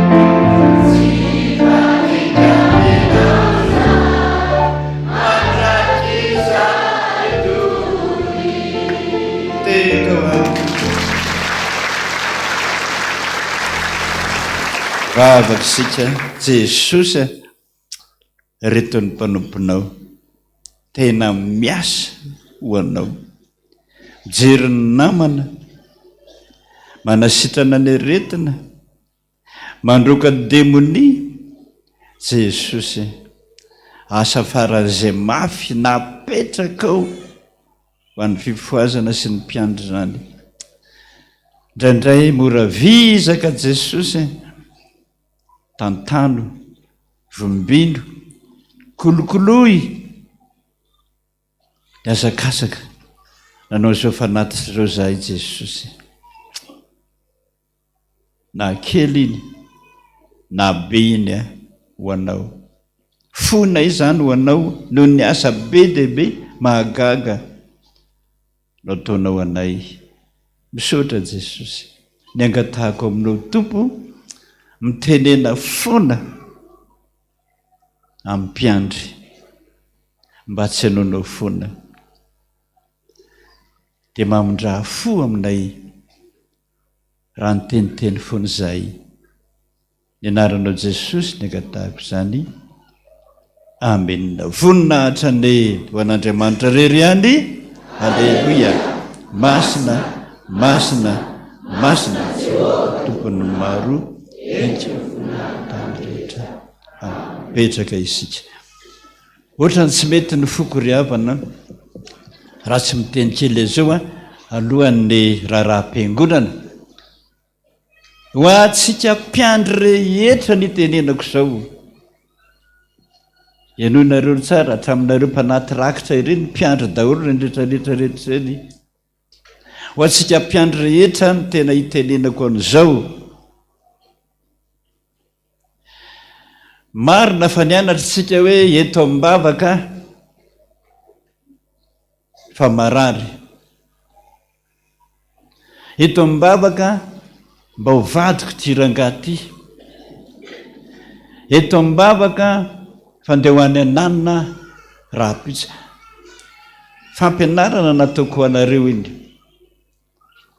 fa rehefa mahay amin'izay tsika satria nahazo eto am-bavaka mity aretiko ty, dia misy mpiandro miteny aminao hoe zaony ny aretinao.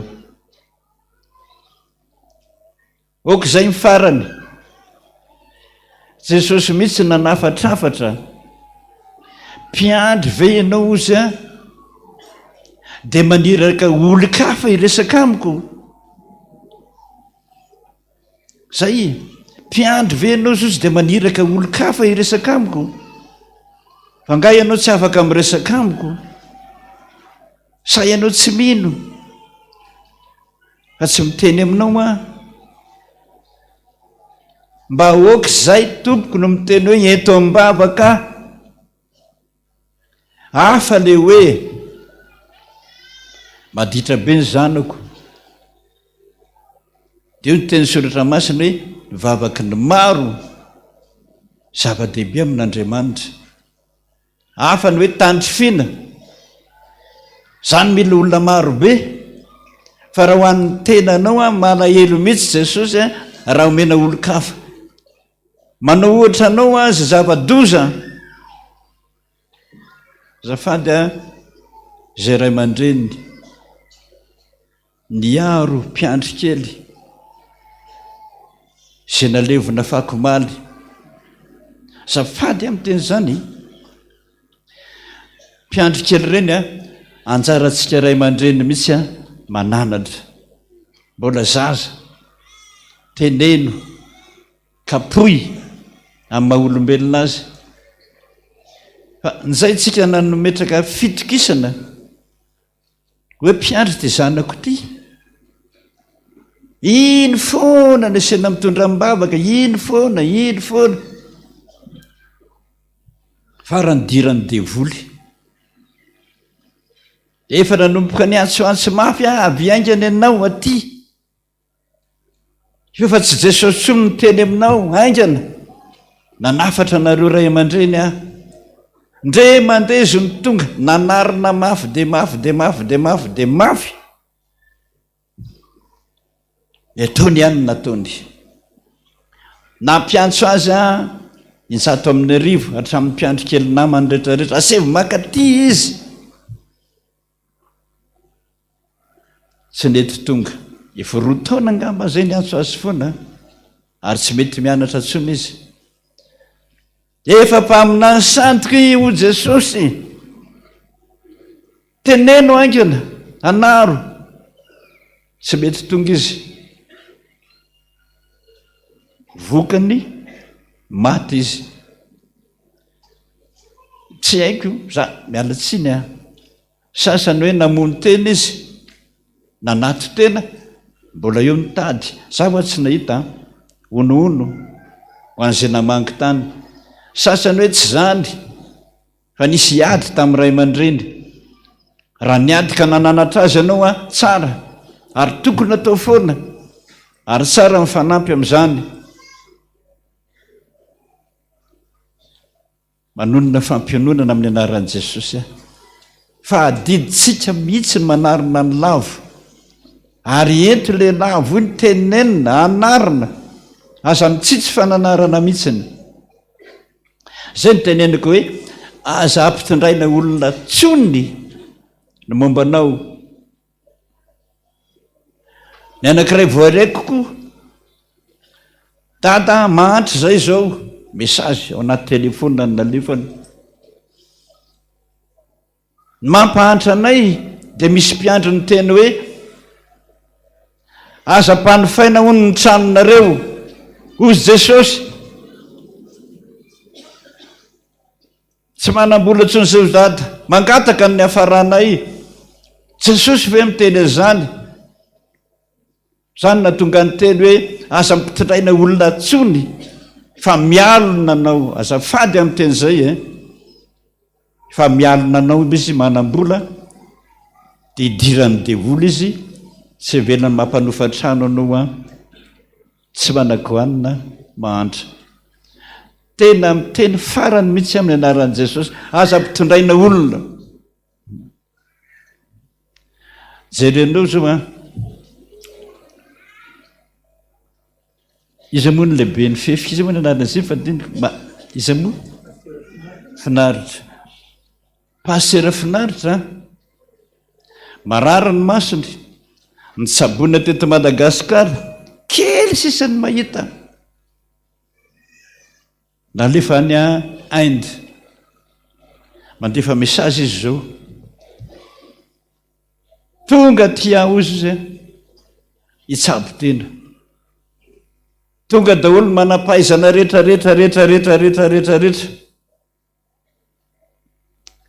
Ijeran'ny masoko, miaraka amin'ny appareil mahita ny rehetra ao anaty maso ao.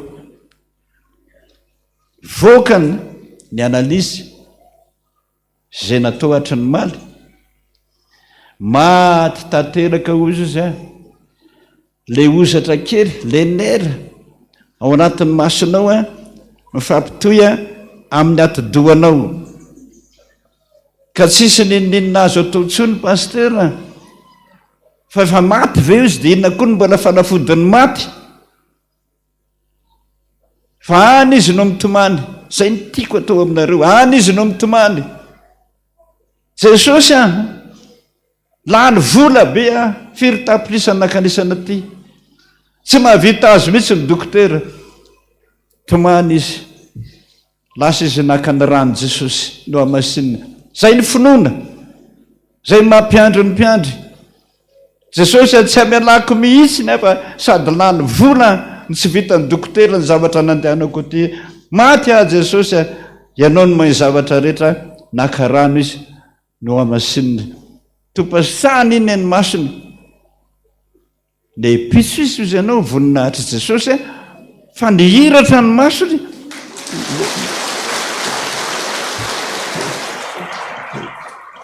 Tonga ny dokotera ny pitso hoe vahoana ozy ty masony ty efa maty tanteraka nefa nzany velona dododolo indray ao amin'oza masonao rehetrarehetrarehetrarehetra dia mahiratra io dia le anankiray sisa no tsabona ozy zany fa mbola azo tsabona ny anankiray.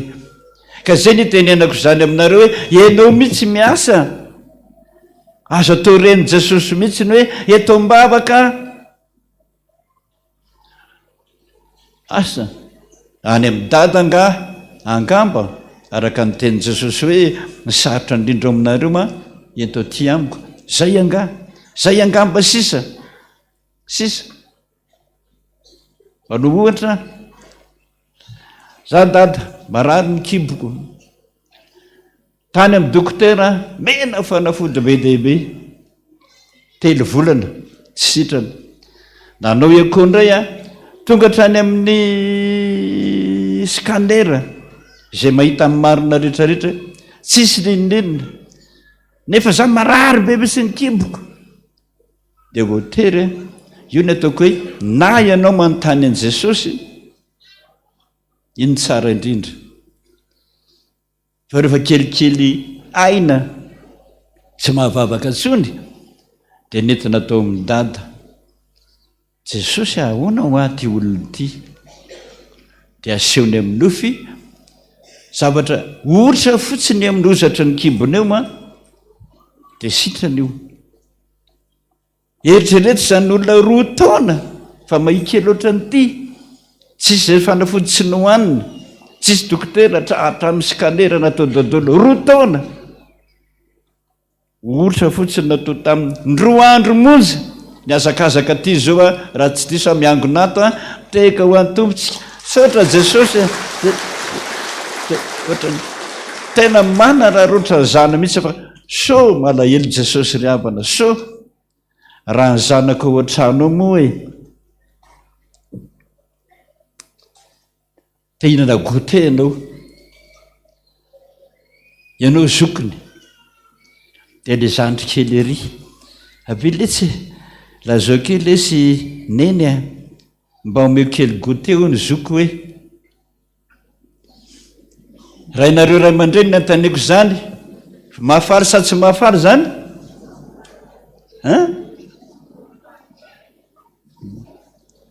apiko ihany marary be misy kiboko marary be misy dany lesy lazao kely mama marary be o ny kibony hoe marary lazao dada la marary be o ny kibony io zanakao io ka ataonao ao io zanakao io mahafaly anao zany sa mampalahelo anao zany na mampatezitra tsara ny tonga dia mitsotra dada neny marary ho akiboko izy neny manam-bola zandry tsy manana ka miteny tena miteny manjary ohatrany tezitra be mihitsy maly nahita niny SMS iny namaly aza hoe aza miaintso zay lazay ny mpiandry ianao fa ianao mpiandry andana metoraka amin'i Jesosy indrindra fa nareo tovolahy sy tovovavy mety amiko ve Jesosy ty raha vovadiko ampitondraina mpiandry vehivavy ozy le mpiandry vehivavy hoy Jesosy hoe anahy hony io fa tsy anao fa saika nitifiriko totondro mihitsy le mpiandry teniteny foana zao sahirana lasany olona io ny vadiny le teo lasany izy ny tomany herinandro montsy amfanao totondro reto zay vo dada tena namarina tokoa ve ty sa tsy dia anao miteniteny foana iza nilaza aminao fa io vadinao mpiretiko teo le zazavavy zay vo nilaza hoe za manko tsy manambady dada dia tonga tao anatin'ny saiko hoe alaiko tanao le devoly fa oka re zay ry havana fona manomboka androany aza atao reny aza atao hoe tsy aza atao reko aza atao reny Jesosy tsony satria izy mihitsy ny teny hoe mpiandry venao Jesosy dia tsy samy resaka amiko fa ampitondraina olona ny afatra lazo zany io sa mampalailo azy zany ho jesosy zanako ne nao hoe manaova tahaka ny pastera ihany manitra izy finaritra makany rano jesosy zay aleny any aleny mitomany fotsiny aonao midonga sitrany io zay le toy finoana zanako sotra tompoko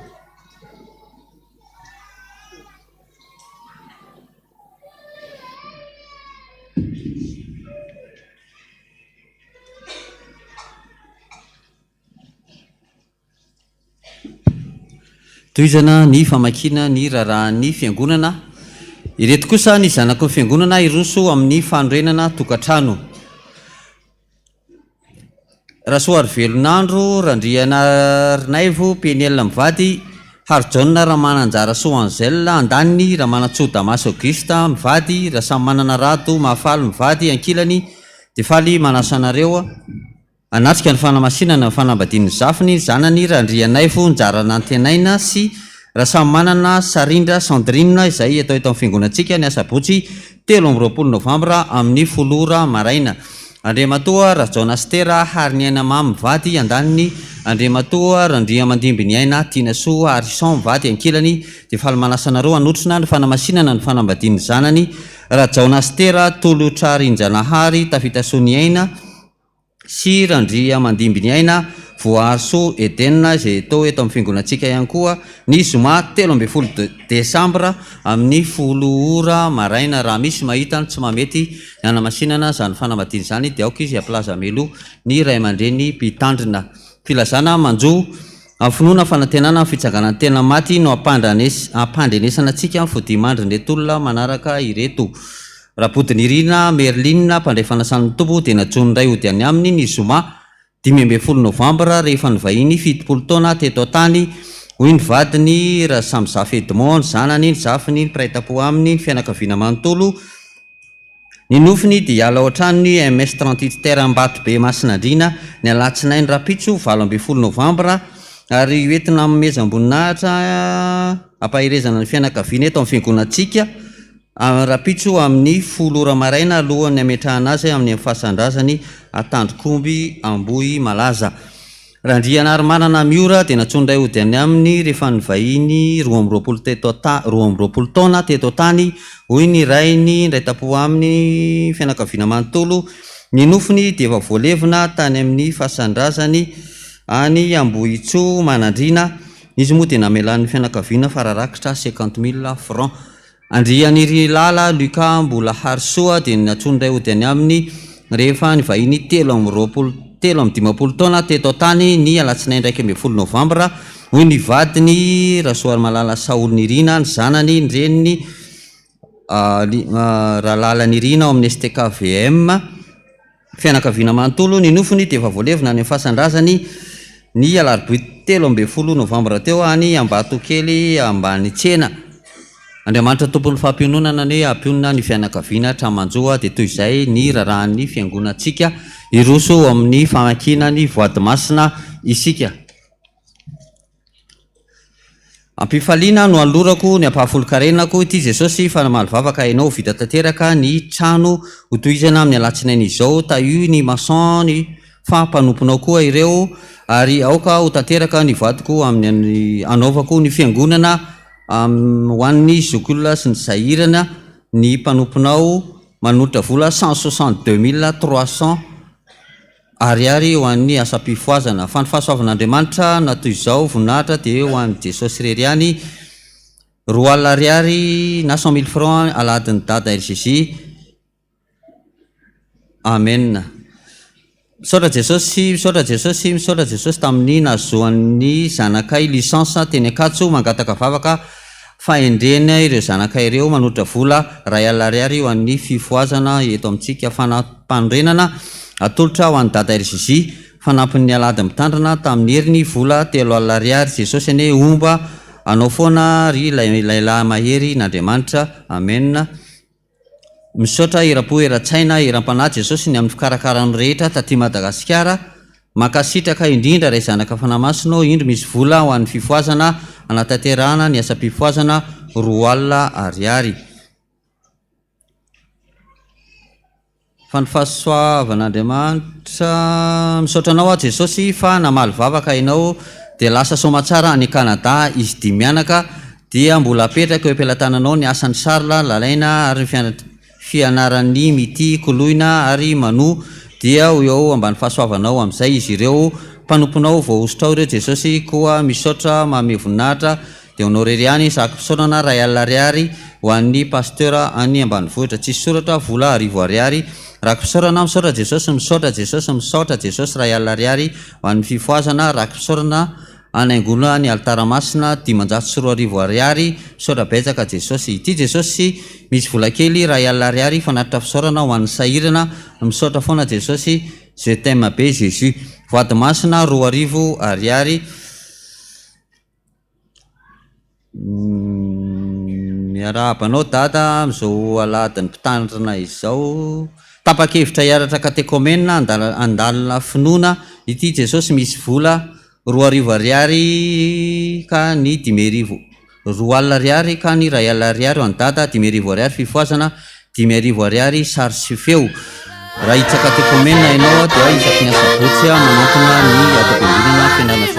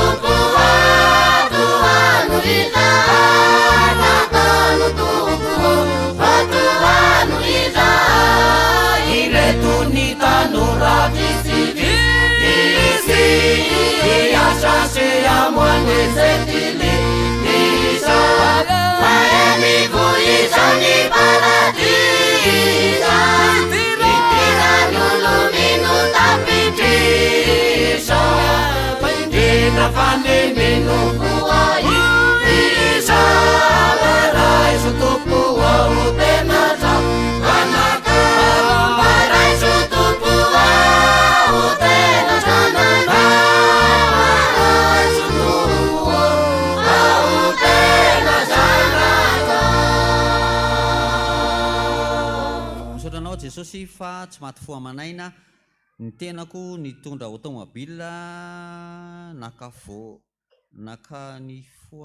naka ny Tomasina.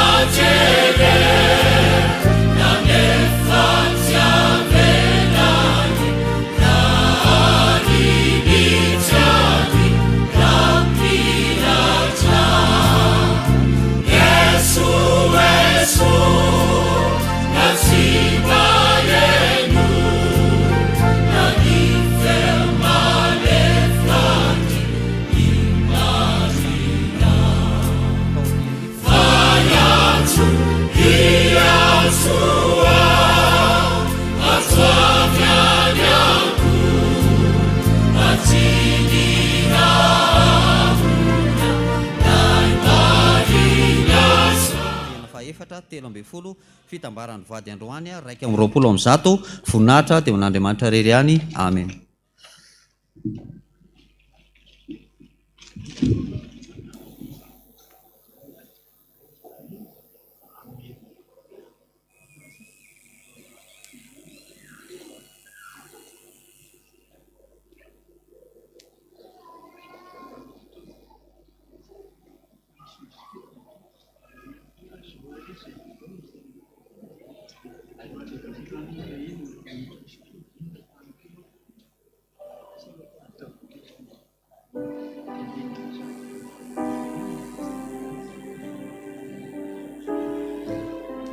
Eny tompoko dia misaotra ny plaza raharaha sy ny plaza voady zava-dehibe zany ny asan'i Jesosy zany miasa amintsika eto amin'ny FPVM Jesosy ka dia azadino zany fa zava-dehibe ho antsika zany dia eto raha dia nanafatra ny ao amin'ny komity ny sary sy feo fa ao anatin'ny fotoana zay tena mbola hitadiavantsika zany zay tena anamboarana ireto fitaovana aino sy momba ny sary rehetrarehetra ato anatin'ity fiangonana ity ny komity amin'izao fotoana izao dia manentana antsika fa amin'ny herin'ny anio zany dia isy procession lehibe zay ohatrehantsika indray zany ka dia manentana antsika avoaka an'Andriamanitra satria Andriamanitra miteny angeny Andriamanitra ivavahantsika ka ho amafisitsika zany mba ho hen'ny olona tsara ny tenin'Andriamanitra sao dia manjary zavatra hafa indray ny hen'ny olona dia zany ny masony reto komity ao amin'ny sary sy feo zany miady mafy mihitsy mba hoe tena hoe ahoana na ahitana vola ahitana zay azo atao mba halavorary zany fampitana ny feo sy ny sary zany mba hampilamina tsika fiangonana mba tena hoe henitsika tsara fa tsy tsika akory ny hoe manamafy sofina fa hatramin'izao aloha dia mbola tsy mahafapoa ny feo sy ny sary zay mandeha ato amintsika ary zany no anentanana antsika dia amin'ny herin'ny anio zany mino fa hiazakazaka tsika rehetra amin'izany procession zany fa zay manome ampifaliana zany nke no akasitran'Andriamanitra inona no avaliko amin'i Jehova ny amin'ny soa rehetra zay nataony tamin'izao asa mpifoazana izao ny fifoazana nge tsy tokony entanina intsony fa ny fifoazana dia mandeha tsy voijina satria ny tenin'Andriamanitra no lehibe ao anatiny dia araka ny teny fa ny fampiresahana izy dada teo dia hitsangana ireo vomiera ao amin'ny zafindrony mba handray anjara amin'izao andro mbokatry ny fifoazana izao mba nao hira anankiray fanazavany nofy izy rehefa avy eo sotra tompoko.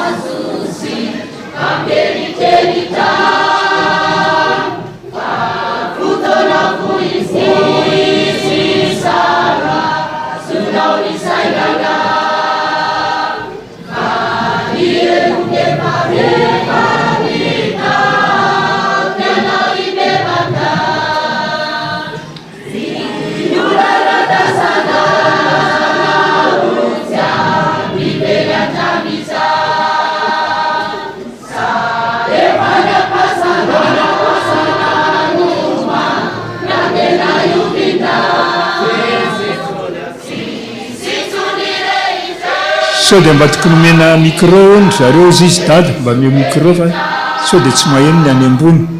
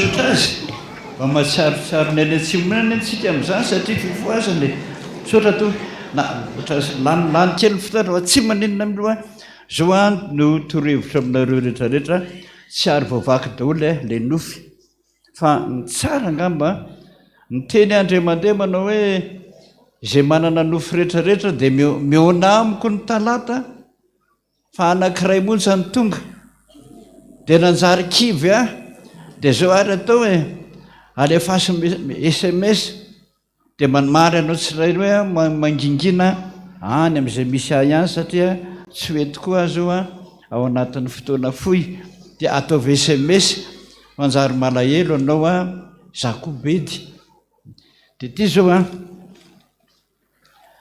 za dada nanofy nitafian'ny dalo ny alina dia nivoaka nandositra rehefa mivoaka mivaravarana a dia fasana no hitako ny vo dia nivadika ny dada dia nivoaka ny dadako maty dia ny zokoko maty ireo nitazoko dia tahitra be za fa hoe niazakazaka ilay zoko fa aza matahotra fa tamy aho a hiaro anao aza matahotra ilay zokoko maty io a le dadako maty a mitsika fotsiny a eo amin'ny vavahady-pasana dia natahotra dada zao a zao so anao voan'ny fahakapana hoe mbola mitendray ny razana dia andao amadika tandremo fa tsy zany ny dikan'io tsy zany ny dikan'io satria anao zatra mampitondra vavaka foana etikely mbavaka etikely mbavaka tsy mino ny tenanao tsony ianao rehefa tonga an' Jesosy hoe ndana miresaka amiko direkta fa aza mampitondra mibabaka satria nao zatra mampitondra mibabaka dia asian'i Jesosy miteny aminao zokinao efa maty. Sasany angambany hoe mieritreritra hoe devoly zany zao ny afantaranareo fa nofy avy amin'ny devoly dia mamono na mampisaraka zany no teny avoakany devoly izy zay fa ity mihitsy no miteny hoe aza matahotra fa tamy hiaro anao satria mampitondra olona vavaka foana anao dia indramin'Andriamanitra ny maty hiteny ary hoe aza matahotra. Malahelo izy miteny izany. Nentsika rehetrarehetrarehetra raha misy dalo dia mitenena foana hoe raha kofy ny rano a Jesosy tsy hitany dia tsy hitany ianao. Ho avy zay anapotika ny tranonao dia vavaka nareo hoe raha kofy ny rano zay Jesosy fa tsy hitany io. Le miteny direkta amin'ny Jesosy ny tiany fa zazatra mihitsy mampitondra vavaka olona. Za dada vehivavy 17 taona mpiandry. Za dada nanofy zazakely foana verimbery ny nofy io na mitaiza na manolo akanjo tsy mety mijanona mihitsy nio fa io nofy io isan'andro isan'andro mahita zaza foana manambady aloha anao sa tsy manany. Raha manambady ianao ato atsangano tananao, tsy manambady ianao atsangano tananao, hitanareo any aiza ao isatsema ao fa tsy tazako 4e étage any amin'ny 4e étage tsy manambady. Noho ianao 17 taona tsy manambady dia tiany Jesosy mihitsy averimberina aminao hoe tsara ianao ny mitaiza. Dia mampatezitra anareo zany teniko zany. Jereo ny baiboly azafady kely ao amin'ny Korintianina 1:7 azafady amin'ny teny ity tena azafady tena azafady tena azafady. Korintianina 1:7 io resaka fanambadiana io ao ny 5:10 kanefa okany olona rehetra samy andeha araka izay nanyrano zay anjara nomeny tompo azy sy araka ny antson'Andriamanitra azy ary zany ny andodiko amin'ny fiangonana rehetra. Misy mantsona voafora aoka izy tsy ovana ho tsy voafora zany hoe aoka ny olona rehetra ozy samy andeha araka ny anjarany avy. Manambady ianao ajao ny vadinao tsy voafora ianao asa terena dia ry amin'ny andininy ry hoe izy zay ndeny 4:30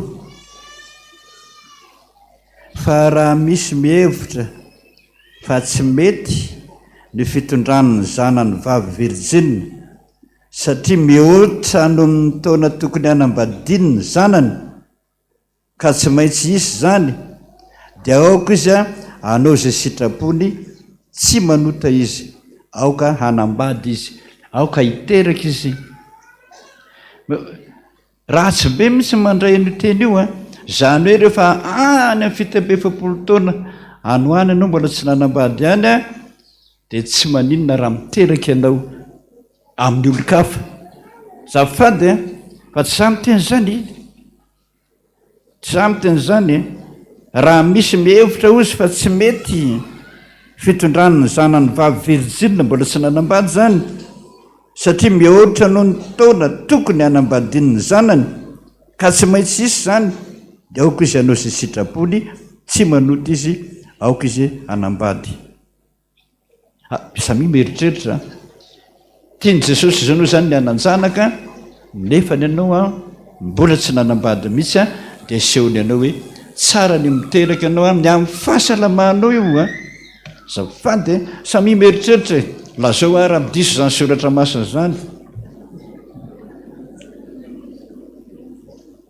za dada nanofo hoe teo moron-drano be ony a isasy ny zanako roa lahy dia nisy dobo lalina roa teo amin'ny sisiny roa andeha joboka tao izy a ilay voalohany dia niteny aho hoe sao misy zavatra io rano io dia lasa ilay zanako voalohany dia milentika dia nipotra indroa dia niakatra lasa indray le faharoa dia nipotra dia nilentika sady tsy tafapotra tsony dia nahita tetezana lava be mbola tsy vita tsara dia hoe amboariko ilay tetezana sady iampitako dia teo a no ny teny hoe aiza no avitako an'io tsy vitako io dia ny ferinaina teo a sady matahotra dia avy eo a tonga teo ianao dada ny teny hoe restaurant atao tamin'ny feno malefaka dia za namaly hoe dada o angamo zany resto zany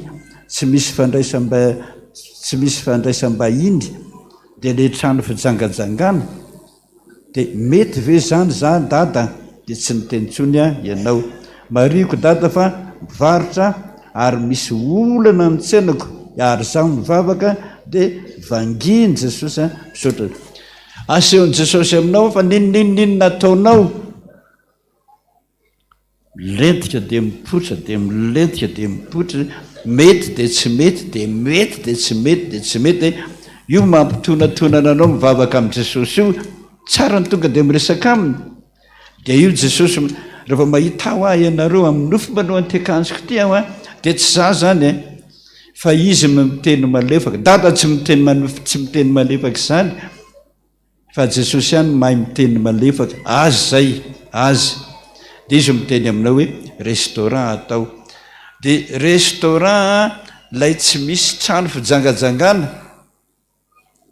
fa restaurant sakafo fotsiny zay atao fa izy miteny dia so tsy pahanao indray rehefa avy eo dia vita tanteraka ny fiainanao ndana mety toraka aminy hoe inany ataoko amin'izany Jesosy lany be fotoanantsika izy le anankiray ty hoe za raha mba azo atao dada ozy dia mba azavao kely ny firana fa 278 fa azoko nofo tamin'io foana azoko nofo foana io makasi jereo any 278 miasakasaka foana amin'ny dada dia ohatran'ny SMS io SMS dia ianao ihany malala ny dikany 278 ianao mbola mpiomana mioziny ato hoe mba hampiory tomposoa izahay navotanao fa mikasa mba hanoa sy hanaraka anao hitanao fa kely hery izahay mpanomponao tsy efa raha irery ka mbo tarionao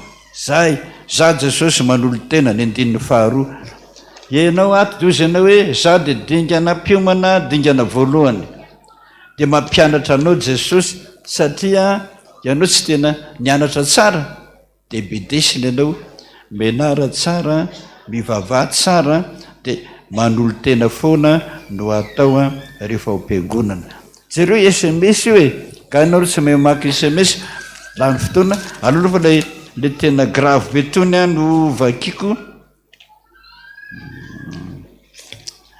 resaka mpianatra za dada nanofo hoe may ho ny sekoly ny anarako za ho nefa saika maty bomba tsy hita maso no nataony 9 no naratra 7 no maty fanamarena io sekoly io dia malaza fa tsara satria tsara foana ny voka-panadinana faharoa kilasy famaranana amin'ny sekoly io za ary hatr'izay nidirana nianatra dia tsy nitsahatra narary be ny kiboko isaky ny herinandro fahatelo efa 2 volana zaho no tsy nivavaka fa vao nanapa-kevitra izaho maly hoe andeha hivavaka aho dia nanofy ny toera tiany Jesosy olazaina aminao aloha voalohany indrindra ianao tsy mivavaka zay fa poany bomba amin'izay le sekoly ny anaranao saika maty anao zay no milazanao miala tao aonao io no mahatonga anao misy olona akizy mamelanao ao dia marary io mikibonao isan-kerinandro tsy havita fanadinana nareo fa avy eo zaranao a raha misy Jesosy a manolotsaina anao hoe mela tao anao ary fa be deaibe mihitsy ny tenenan Jesosy an'izany mela tao anao a ao misy olona ina moa ny anaran'ilay anankirery anosorona anao dia niteneniko inkana ny ray aman-drenina aingana vokany ela be le raha mandeha maty le zaza fa misy Andriamanitra mitaridarana mibaika antsika foana dia enoy izy ary raha vao miteny izy dia arao a fa loza ho anao io okizay tompo lany fotoana zay ho anandraika sisa ataovy SMS fa amaly anao aza toalava be koa fa mandreraka be mamaky azy zay a fantatrareo numéro ny telefoniko a na ny Airtel na ny Telma ireo ihany ny andefasanareo misy okizay tsangatsika isotra ny Jesosy sika rehetrarehetra vavaka sika Jesosy a misotra anao a tafita ny afatrao ary porofonao mihitsy zao Jesosy a fa tena tianao manoro lalana manoro hevitra manolo-tsaina amin'ny zavatra ataonay ny angatahako aminao nefa Jesosy saripady be ny teninao zay rehetrarehetra manaky ny teninao a dia voavonjy fa raha sanatry Jesosy ka misy devoly manelingelina azy mampiaotra azy very izy ohatra ny teniteny foana ianao dia tsy rarahin'ny olona zany mampalahelo anao Jesosy ka mangataka aminao a iresao izy tianao no miresaka tena tianao mihitsy no miresaka dana miresaka aminy fa zanakao izy zanako nesy asan'ny tanako ianao aloha adidiko ihany raisao didy zany ary raha maditra izy ko tsy meny teninao a anaro manana ny fomba nanarana ianao tantereo zany Jesosy misaotra Jesosy fa fantatro fa miteny aminay foana ianao ary ny lahady tahaka izao a fotoana hivavahana tsisy fotoana hivavahana eny trano Jesosy kitabatabany any teny ratsiny any laha ny andro zay mivavaka so ihany misy ny fiangonanao hitenenanao hoe ao amin'ny trano zay iantsonareo ny anarako a eo no anatonako anareo eo no hitahiko anareo tsy araka ntsony no milaza an'reto nofo be deaibe reto Jesosy dia ny teny a fa matao SMS zany mba tsy alahelo izy ary ianao koa mba tsy ho tezitra amiko satria tsy vita ny adidiko ka dia mifona aminao a dia tenena foana Jesosy zany ny mahafaly anay miona amin'ny dadanay a ilay Andriamanitra tianay tongava amin'izay ranao Jesosy eny W tsirairay avy misy ny mpanomponao any amin'ny rihana voalohany faharoa ary ny fahaefatra sotra Jesosy mba iondrika kely ianao raha iresaka aminao Jesosy amin'ny fony ny zandrikelinao inona ny tianao ataoko aminao betsaka ny olana Jesosy betsaka ny aretina mangataka aminao a mba iondrika kely vetivety ianao a dia mba hiaino ny fivavahanay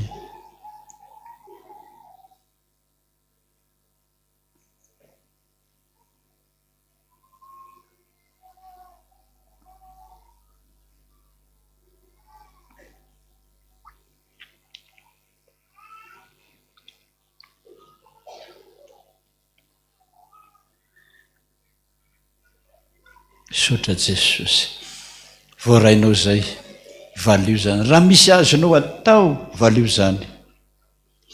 Famonjena ny mpanomponao, valio zany. Na dia amin'ny ara-nofiaina aza sy ny fianarany, valio zany. Fa ny ara-panahy kosa iravoravo, satria anao Jesosy tsy mahafoy anay araka ny tena hoe na dia tsy tia azy azy ianao, izaho tia anao foana. Misaotra Jesosy. Ndretoatra Jesosy mangataka tahaka amin'ny mpangataka rehetra hoe Jesosy Elohim mivavaka. Ny anaranao ny angatahako izany Jesosy. Raina izy any an-danitra, ho amasina ny anarana. Tonga ny fanjakana, ataony sitraka. Ety an-tany tahaka ny an-danitra. Meo anay ny ny anina sy hazo anay, ary mamelany elokay, tahaka amin'ny sy beloka. Ary mitondra anay amin'ny fakapanahy, manafana amin'ny ratsy, hanao ny fanjakana sy ny hery, ary ny voninahitra mandrakizay. Amen. Raisy nitsodrano. Ny fahasoavan'i Jesosy Kristy Tompo, izay nolazainy mandrakariva tamin'ny apôstôly Paoly hoe ampo anao ny fahasoavako ho aminareo izany. Nenjeny izy tsy niala tamin'ny Tompo. Toram-bato izy maty aza, mbola namelona azy ny Tompo. Na maty na velona ho ny apôstôly Paoly ao amin'ny Kristy ary tsy alaminy. Mba ho tahaka an'izany anenareo, ninninona mahazo anareo za Jehovah Andriamanitra ao no mitantana anao, miaro anao, diasa matahotra na mierikerika foana. Anao ny dera, anao ny aza, anao ny voninahitra Jesosy. Amenna. Voninahitra ny ho an'Andriamanitra rery ihany. Halleluia. Masina, masina, masina Jehovah tompony maro, ianika tany rehetra. Ho tanteraka tokony izany amin'ny anarana Ray sy ny Zanaka ary ny fanahy masina. Dia samy mahireza Tompo.